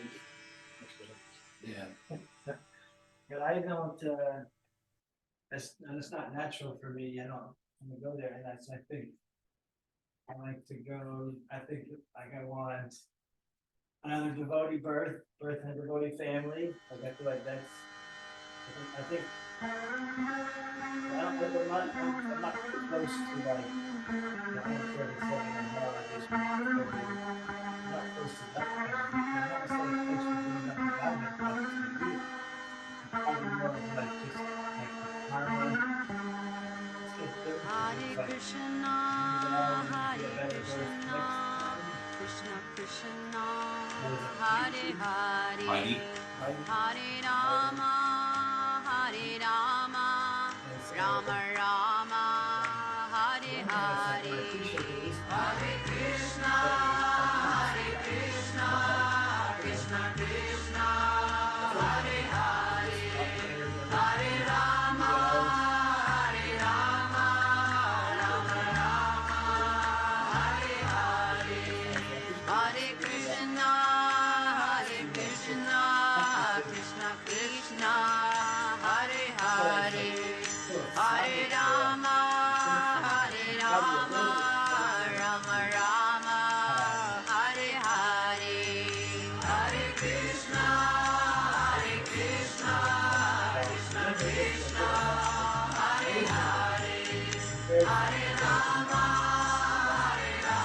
Rama, Rama Rama, Hare Hare, Hare Krishna, Hare Krishna, Krishna Krishna, Hare Hare, Hare Rama, Hare Rama, Rama Rama, Hare Hare, Hare Krishna, Hare Krishna, Krishna Krishna, Hare Hare, Hare Rama, Hare Rama, Rama Rama, Hare Hare, Hare Krishna, Hare Krishna, Krishna Krishna, Hare Hare, Hare Rama, Hare Rama, Rama Rama, Hare Hare, Hare Krishna, Hare Krishna, Krishna Krishna, Hare Hare, Hare Rama, Hare Rama, Rama Rama, Hare Hare, Hare Krishna, Hare Krishna, Krishna Krishna, Hare Hare, Hare Rama, Hare Rama, Rama Rama, Hare Hare, Hare Krishna, Hare Krishna, Krishna Krishna, Hare Hare, Hare Rama, Hare Rama, Rama Rama, Hare Hare, Hare Krishna, Hare Krishna, Krishna Krishna, Hare Hare, Hare Rama, Hare Rama, Rama Rama, Hare Hare, Hare Krishna, Hare Krishna, Krishna Krishna, Hare Hare, Hare Rama, Hare Rama, Rama Rama, Hare Hare.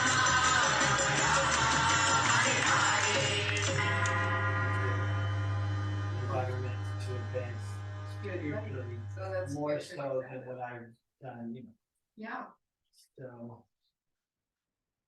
that's what I am at too. But it's sort of like giving up for this lifetime. It's like, I'm not gonna make it this time. Well, I'm really wondering if it is. And my sense that I have really. And I'm thinking that in this lifetime I will be happy if I can clear myself. Clear myself, but we clear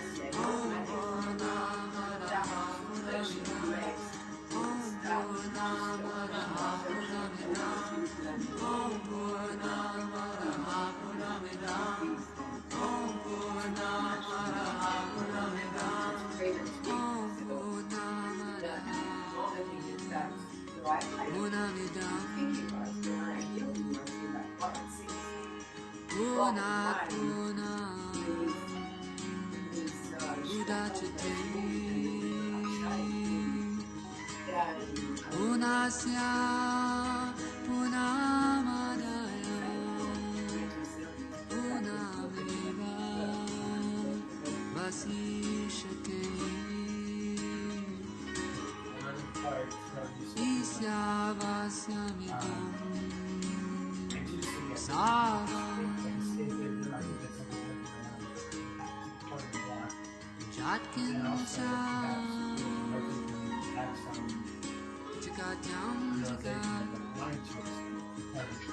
Part of it's illusion, but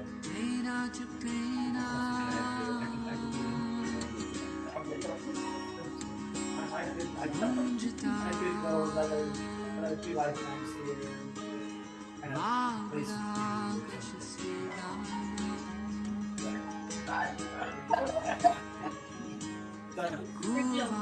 yeah, so that's, I think that's probably, that's what probably helps develop like some sort of, hopefully.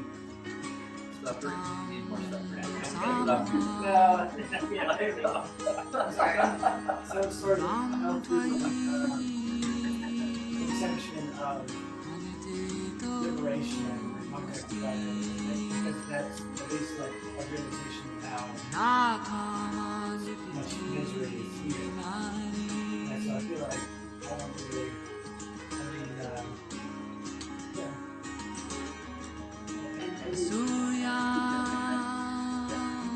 maybe I'm, that's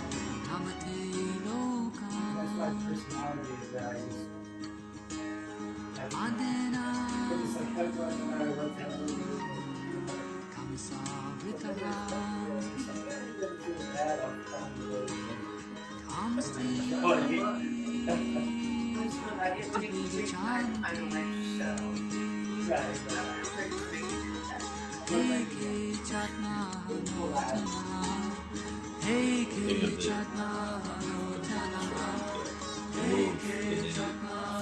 Area which requires desperation or inspiration or some combination of the two. But to have like really bad, I'm very not be a shot. That's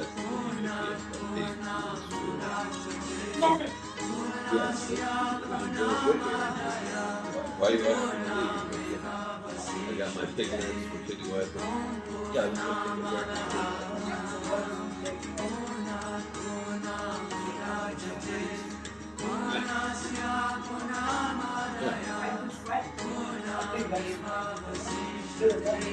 like a chant or dance at kirtan, and it's like, well, it's not so bad here. So maybe it's mixed.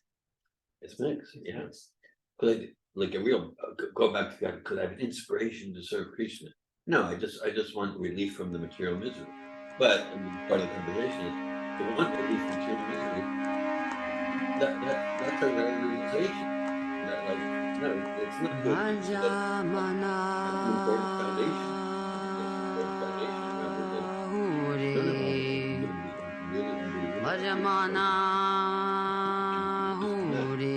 It's an important foundation. That's the important foundation to something presentation emphasize it. We don't want to disparage the going back to that. But it's not as pure. Let me serve you both. To realize the inherent pure existence. That's these verses we read from on the page 20. The pig wallowing in mud. But like, okay, our material, we're not like a pig wallowing in mud. Well, let's say from the demigod's point of view, our material enjoyments is like a pig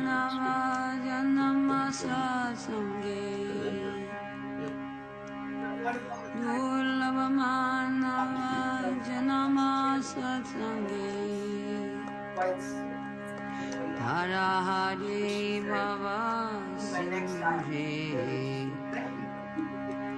Hari Baba We also put on the west. Vedana Jovana Putra Parijana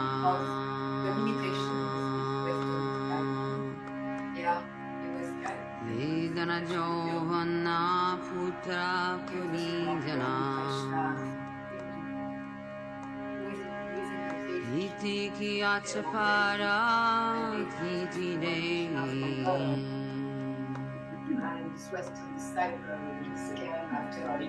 Vedana Jovana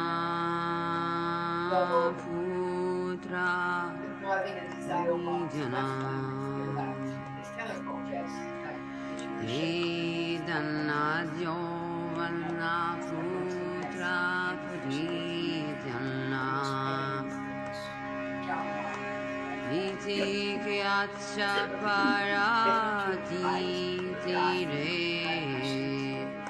Iti ke acha parati re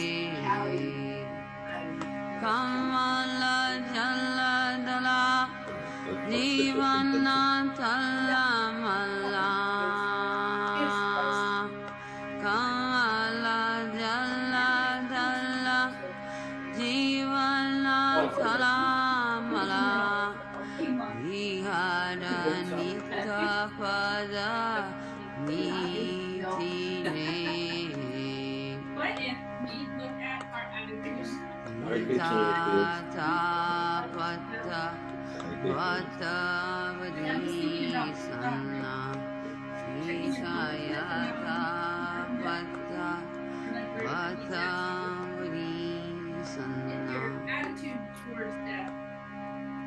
Adina Janmini Janire Adini Janmini Janire Bifale Seveno Bifana Durajana Bifale Seveno Bifana Durajana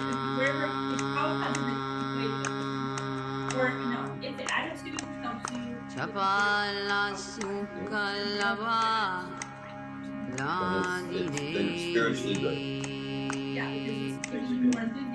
Chapala Sukalava That's the reference point. Because like you tell, like with from sharing, I judge myself. But it's internally for him to it's like his strength, like from you have a strength in how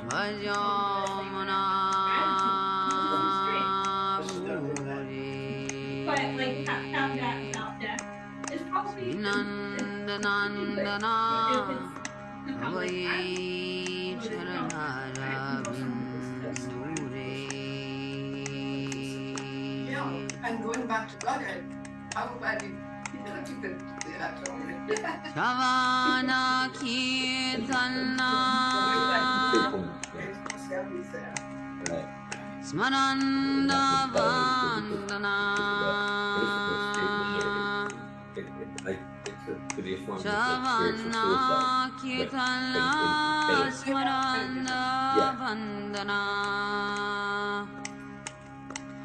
If it doesn't include them. Ada Sevana Dasari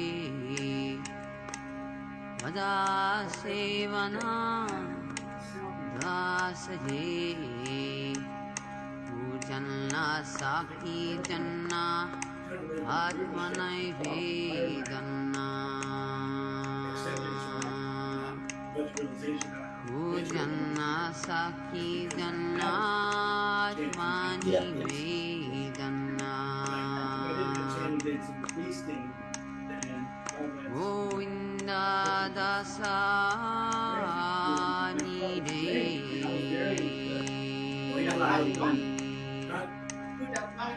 Govinda Dasa Vilasani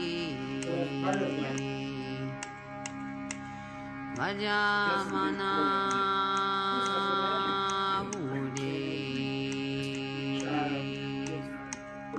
Vinandanandana Avai Sharanara Vindare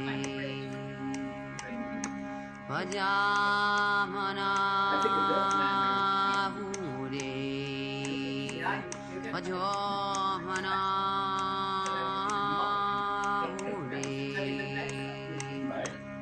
Then you zoom in on the one that you're saying, yeah, do I want to go God ahead, do I want to see her go that word? Again, the focal point is I want to see her go Prabhupada. I mean, so Prabhupada exists simultaneously back to Godhead as well as in the material world where he is, spreading mercy to the fallen soul. So in one sense, either of those desires could be favorable to Prabhupada, or they could be, yeah, all this whereas like, I just want to see the misery here or whatever, or it can be an impersonal thing like, I don't like it. I'm not ready for the theistic idea of that. We're not gonna have tails, and so yeah, either of those options could be really Prabhupada centered, if you will, about searching for Prabhupada and Krishna, or either in the material world, the spiritual world, wherever it is, or it can also just be about avoiding misery. Avoiding misery. It's internal. Vajamana Hure Vajamana Hure Vinandanandana Vajamana Hure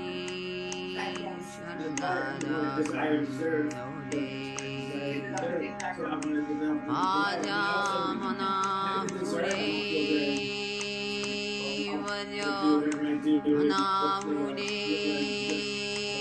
Srinandanandana Avaye Charanara If I can focus on my desire. Well, the desire, well, it's not limited, it's to every action, there is reaction.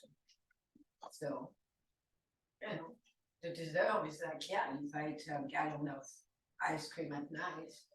I may be eating gallons of ice cream for the rest of my life. That's where I'm at now. It's like, well, I don't know how much hope I have. Govinda Jaya Jaya Gopala Jaya Jaya Radha Ramana Hari Govinda Jaya Jaya Govinda Jaya Jaya Gopala Jaya Jaya Radha Ramana Hari Govinda Jaya Jaya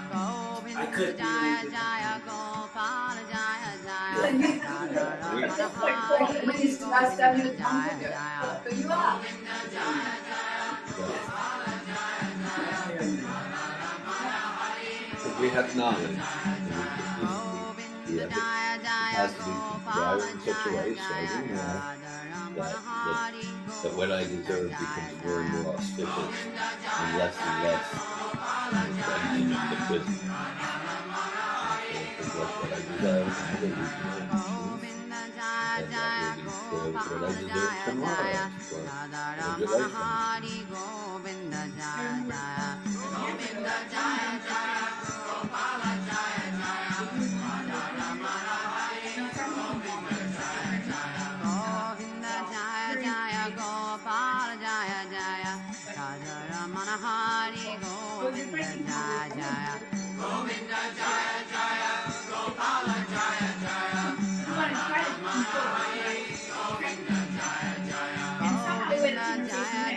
Gopala Jaya Jaya Radha Ramana Hari Govinda Jaya Jaya Govinda Jaya Jaya Gopala Jaya Jaya Radha Ramana Hari Govinda Jaya Jaya Govinda Jaya Jaya Gopala Jaya Jaya Radha Ramana Hari Govinda Jaya Jaya Govinda Jaya Jaya Gopala Jaya Jaya Radha Ramana Hari Govinda Jaya Jaya Govinda Jaya Jaya Gopala Jaya Jaya Radha Ramana Hari Govinda Jaya Jaya Govinda Jaya Jaya Gopala Jaya Jaya Radha Ramana Hari Govinda Jaya Jaya Govinda Jaya Jaya Gopala Jaya Jaya Radha Ramana Hari Govinda Jaya Jaya Govinda Jaya Jaya Gopala Jaya Jaya Radha Ramana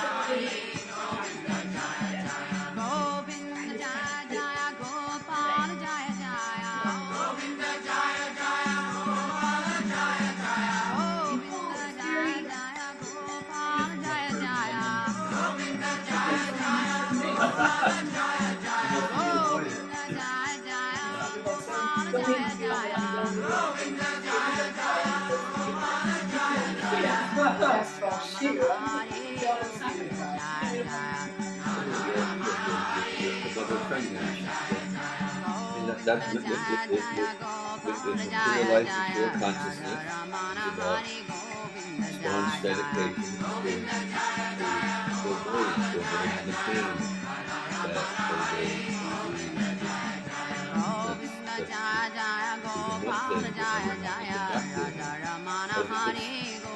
that everyone's in line to have their head chopped off. Everyone's cars going to blow up. It's like, it's real life, it's so shocking.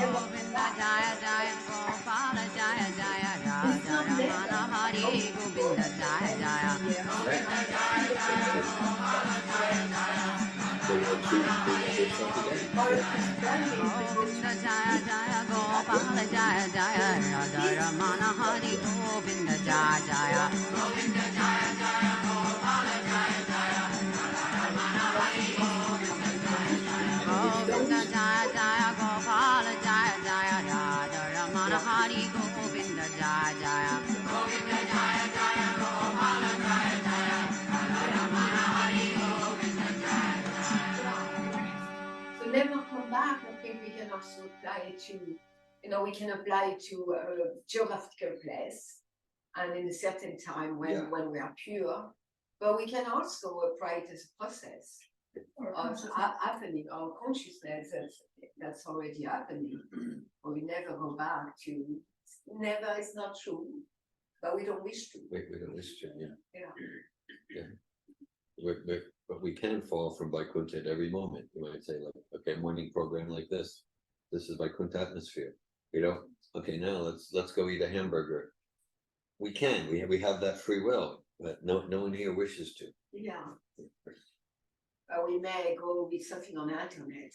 Something more subtle. Let's see. Something more Until subtle. we are free from that. Yeah.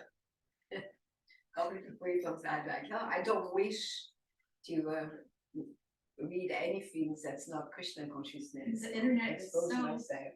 Powerful. Anything. Maya's. Powerful instrument of Maya. It's a powerful That's the instrument. development of Kali. Yeah. How about called TV? Maya's box. I don't know. What do you call that? Now we have Maya's boxes everywhere. Maya's In our hands. In our hands, Maya's box. I know. Everyone had their I own was on personal. TV.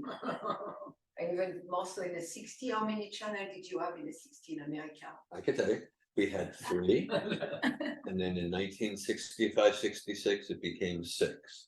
Wow. We had 3 VHF channels, NBC, ABC, and CBS, and then we had in Philadelphia, and starting when I was about 5 years old, 3 UHF channels. Wow. When I was 7. 5 years old, we had one channel. You had 1 channel. One chance. Right. Yeah. Europe is a few years behind. About 10. Wow. Yeah, so that's when Prabhupada said Maya's box. Right. Most people were like now TVs are humongous. Yeah.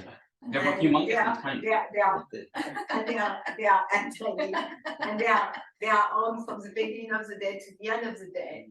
And at the time Prabhupada says that, most people, I imagine, they were watching TV maybe at a certain time during the day. Pretty much, TV was something that was covered, Regulated. uncovering. Right. It's And regulated. then the whole family come in front of it, maybe you make popcorn. It's like vote of goodness television. Now it's just And that's what Prabhupada was speaking Hellish. about. But now it's Yeah, all the time, small television, huge television. well, like I I don't think know. in the Sacramento pillars, the life areas. Yeah. You know, you need to add a whole pillar or whatever column to the Internet. document, and your screen life or like your life area of Relation internet. with screen light, Relation relation with with screen It's light. real, yeah. It's a whole Yeah. life area, and it's taking up so much of everyone's time and energy. It's like a big life Because it's both leisure and also work. Like a lot of the work we do is in front of a computer. So area. It's Or add another column to the document, No, so you can read it. just end it. You have to destroy it with consciousness rating. A relationship with those glowing digital You rectangles. put a timer on. I like the way you said it, Tobey, glowing digital rectangle. Yeah, I was It's talking about. reducing it. What do you, it's a glowing digital rectangle. My only misgiving is at some point someone's gonna design a screen with like some other shape, like circular screen. Okay. So someone's gonna bypass that. That's my only fear. Yeah, Yeah. it's already being designed. And so we were talking about the degradation and like that, like, yeah, because at one time TV was like a communal family experience, Right. not having options, so everybody watches the same show, Yeah. whatever special is on, Elvis is singing or something, Yeah. whatever's, everyone's watching that same thing, it's a communal shared experience, and now, because not even just all the members of the family, but the whole society is watching the same thing, so it's like Right. something to like talk Yeah, about. there was only one channel, so It's the something to next talk day at work, everybody Yeah. speak about it. Right, so, and then it's just, the degradation is to now, even within a family, there will be like, if there's 5 members of the family, There's they're five watching TVs. 5 different things all at the same time, or people watching something on their phone while they're watching TV, like looking on their phone while they're watching TV, it's just like, the degradation is so intense. And then like with just media itself, like at one time it was probably like, at one time it was like, oh, you know, read a book. I wish my kids would read more books and less TV, Yeah, right? And now it's like, sometimes I'm happy when my kids are watching a show or a movie. A Right, movie's like yeah. a big, that's a big. Focus in for 2 hours. Oh my For God. example, watch a Yeah. movie, that's like reading Oh, classical God. literature, because the stuff that they watch on YouTube Oh, yeah. is just it's people. changed every 5 minutes. It's just people, yeah, that is, well, that's one thing, they can just scroll through and just. and Mind, watch mind, them. mindless upon mindless. But it's just guys hanging around talking about nonsense, we're just doing these pranks, there's no script, there's no acting, there's no artistry. So it's like to watch a movie with art and there's a story, there's screenwriters, there's artists who made the graphics and the. And the they're backgrounds. yeah, And then they went to school for that, you know, and they have some ability. that's progress. That's like classic literature compared to Oh, God. the things they're watching where it's just some guys, let's fill up a pool full of jelly beans and then I'll jump in it and see what happens. Like really wealthy young men, they have channels and they do this. We bought this Lamborghini, we're gonna put it through a trash compactor, you know, it's like. It's unbelievable. Let's throw things off the building and see what happens to it. I just wanted to bring you up to date with the degradation. Thank you. Not It's worse than that. Yeah. It's practically certain. TikTok. TikTok, Yeah, is really degraded. TikTok. So to go back to the 60s, what Rob was seeing, a family and having TV, that seems like Norman Rockwell. You know, it's like, well, it's such a wholesome time. Go around with their butchies, you know, it's just. My daughter sometimes she send me something from TikTok. Yeah. Till now, I've succeeded to not learn what TikTok is. Yeah. I guess my life still has some measure of success. Oh, God. Yeah, it's a really interesting paradigm. Yeah. I remember one father when I met at a house show. And he was he was retired from prison work. He was doing some prison work, whatever, he was retired. And I asked him about his children. I said, well, how are your children? And his response was, none of them are in prison. There you go. Thumbs up. We would have Our standards. some standards. So now it's like a movie. Well, and It's like classic. I can see even kids younger, they can't watch a movie Oh, wow. because the attention span, Yeah. they just watch short YouTube videos. Like my kids will still watch a movie. Yeah. I've seen younger kids, No, they can't even watch a movie. Not that it's like So scary. maybe in like the next generation won't give like a movie will be, oh no, mom, don't ask me to sit in for the movie. Yeah, it's like reading a book. Yeah, it's like reading along. If they just rather be able to have that freedom to choose different things, click on different things and watch different things. But at the same time. Certainly media is a societal institution where we can palpably experience the degradation of Kali within our lifetime, very precipitously, very extremely. So like So cool. 1967 to now, but then you grew up in the 80s, 90s, very clear degradation, Yeah. just in a few decades. Given the internet, like when the internet was something you had to like, there was one option in the house to get the internet from. Yeah. And the whole family was around, like your mom might just be watching you, like she said, like my computer was in the kitchen.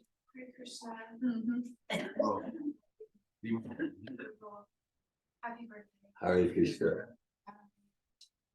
Jai, I appreciate the blessing. Thank you, Rohini. Thank Thank you for the delicious salad. Wonderful prashad. Actually going to feed the children. I have no idea what they're doing. Probably watching someone jump into a bathtub of jelly beans. Yeah. They might be playing football then. Yeah, that stayed with me. Yeah, that's what I was thinking of, at the time of that. Now, But you not go Google that on your birthday. Yeah, probably that's what I'll do today. Don't Oh my Google God. that. The 200 views, 2,000 videos, so let me click on the next one, yeah. I developed that desire. to talk million myself views. into- Now you will remember your 60th birthday. Yeah. Sweet. It's so ridiculous. What, a couple of months ago, or like a few months ago, Lieto, who was 12 or 13, I think he was 12 when it happened, so he was. He had this moment of realizing that we lived in the modern times, and he didn't want it. Like he was going to sleep at night, it was like, when you kind of realize things before bed, like you kind of face something. Anyway, I was like, I know. I wish we were living in the old times. And I think he wished that he had like a wish that we had given him a simple life and not having introduced him to anything. Oh, yeah. And I was like, No computer in the house. or yeah, I don't know, like it's just all coming in from all different directions, I mean, yeah, it's just hard to like keep it all out. So and- he has a lot of intelligence, he has a deep Well, it intelligence. was like a moment, but it's not like he lives there, but otherwise he desires all of it. But it's also disturbed by all that. He's Yeah. intelligent enough to see that. it's disturbed, but it's just like such a thing to mitigate all the desires of the world and Like all of the us. next thing, consumerism, what? Like all of us. Like all of us. And he's dealing with it too. Yeah.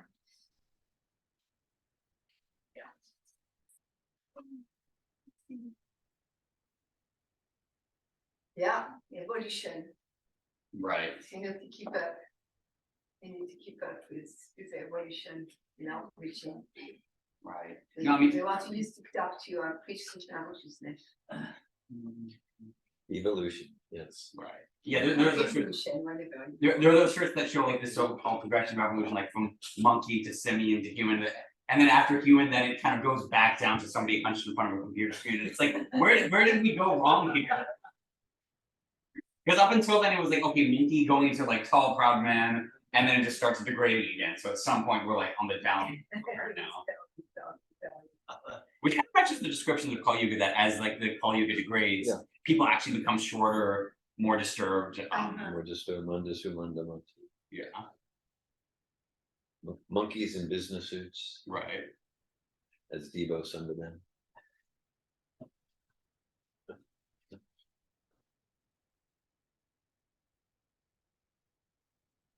Are we not men? Hmm? Are we not men? Deva. Are we not men? We are Deva. We are Deva. Evolving. We are Deva. Unless we embrace the Sankirtan movement, then we can actually evolve spiritually. We can evolve beyond Right away of the golden age. the wave of the golden, where we choose to take shelter. Take shelter in ever strengthening storm of Kali, or in Prabhupada's movement, where we choose to take shelter. Yeah. Going down anyway. Yeah. Ever, we take shelter or not, it's going down. Yeah. Yeah, so quickly. Even the internet, like social media. Yesterday I was just meditating because you used to be a champion of MySpace. Oh yeah. You used to choose a champion there. Huh? I remember do you want to see Abby's MySpace? MySpace was like 10, 15 years ago. That was old. I guess that shows like, yeah, how fast things move. Like MySpace used to be something everyone did. Now it's like MySpace. Like I don't, that was like middle school. Dead for a long time. Yeah, it was middle school, but you were very good at it. Apparently I was. And then I was thinking, wow, yeah, it was something innocent when we see what social media have developed in those 15 years and how degrading it is now. So the MySpace also in that 15 years of the expansion and development of social media was so innocent, and each person getting a beautiful space and using their pictures and their artistic talents. You don't need to have any talents, just you just take a picture of yourself and make it sound that you're happy. Pretty much, yeah. I think like once at the end of Advent books was a lady, she shared her experience of the Advent schools At the graduation. At the graduation, and when she said, and I feel like it was almost like what she said. Yeah, I remember who it was. I remember her name even. Yeah. It was at the graduation with like new people, and there was like 60 people there. She said, now after this course, we can actually live the lives that we pretended to live on Facebook. Also, like it is on Facebook or something. Yeah. And then not posting. What's that?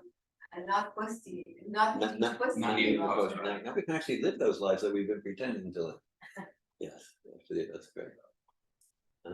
Karen was her name. Yeah, I remember that. I mean, sometimes like the institutional media, again, for me, it's the institution that most indicates the degradation of Kali Yuga in ways we're talking about, and then ways of trust. The media. The media, because like if you ask like David Wolf at 15 years old, or 13 years old, 50 years ago, and you say, do you trust auto salespeople? No, they'll say whatever. Do you trust politicians?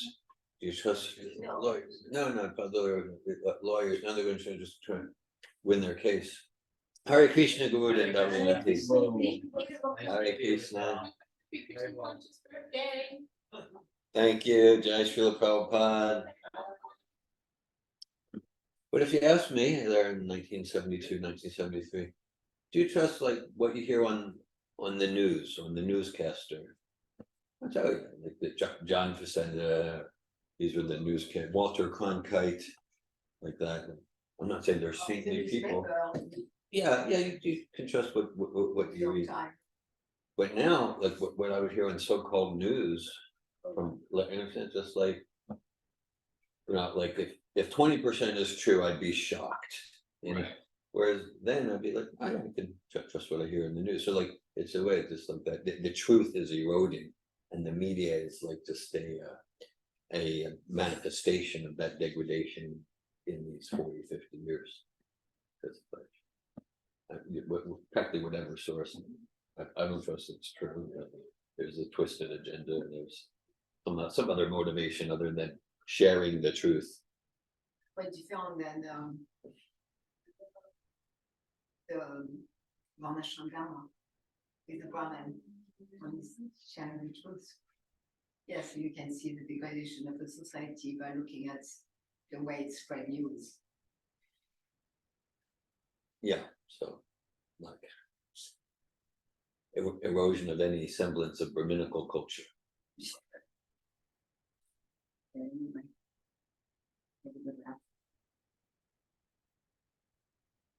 You open your package? I'm gonna do it now. Ooh, what's this? Melanie gave me a gift.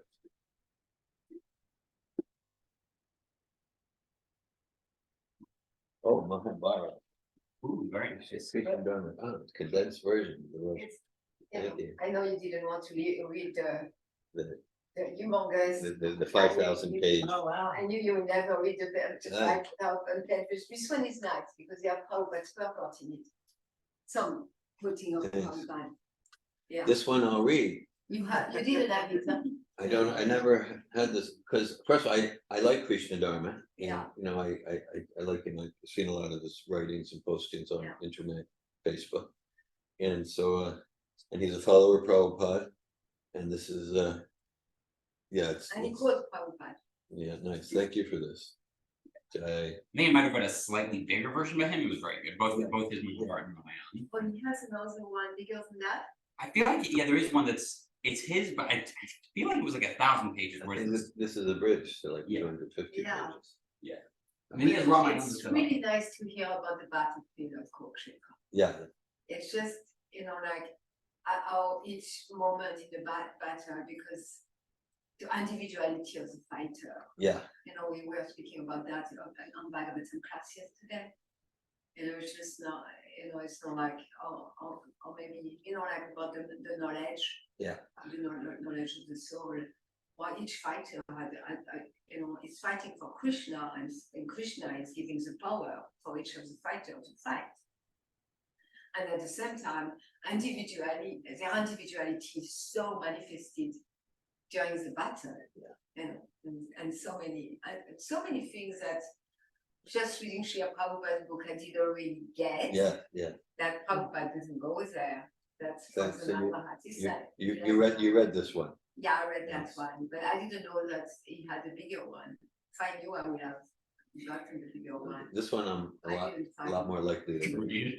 This is quick, but it's really it dive into the battlefield Yeah, of Kurukshetra. There is nothing before the Pandava.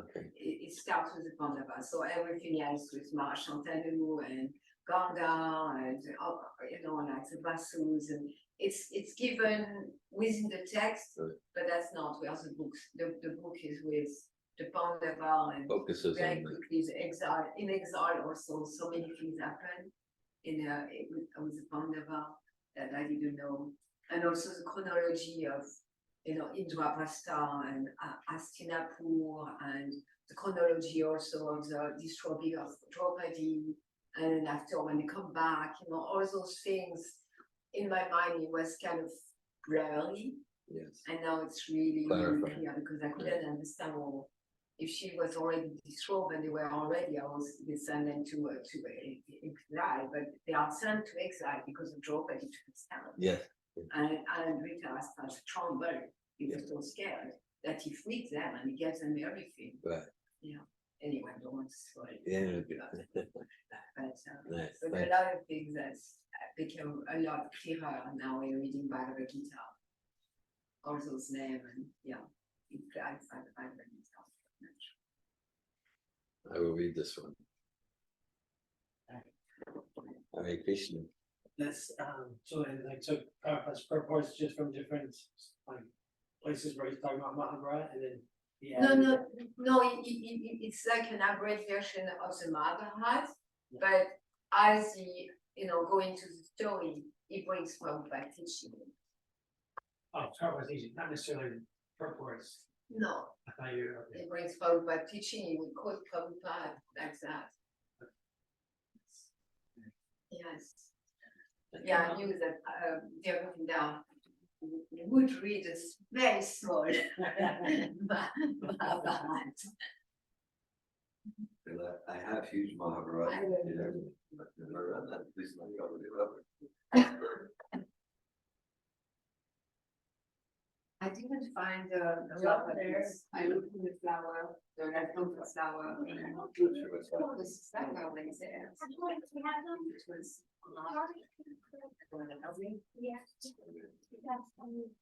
Third thing. Yeah, no, you ever did Dhira Govinda's there? The Friday morning wasn't there. when the flower was here. Flowers are there. The flowers are not there. Oh, that's nice. Thank you for allowing us to celebrate and have You did. shout out. Thanks for your service mode. You had some people here, you wanted to come back to a home. Yeah, I'll get, no, this is good. Do it.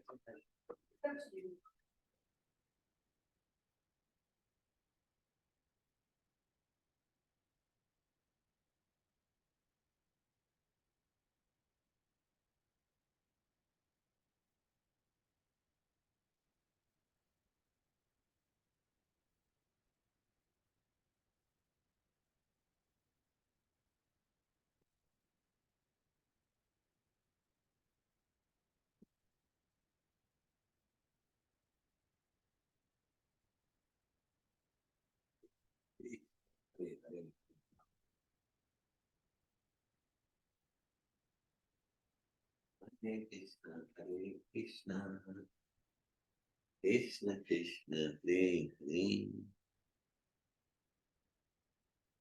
Hare Rama, Hare Rama.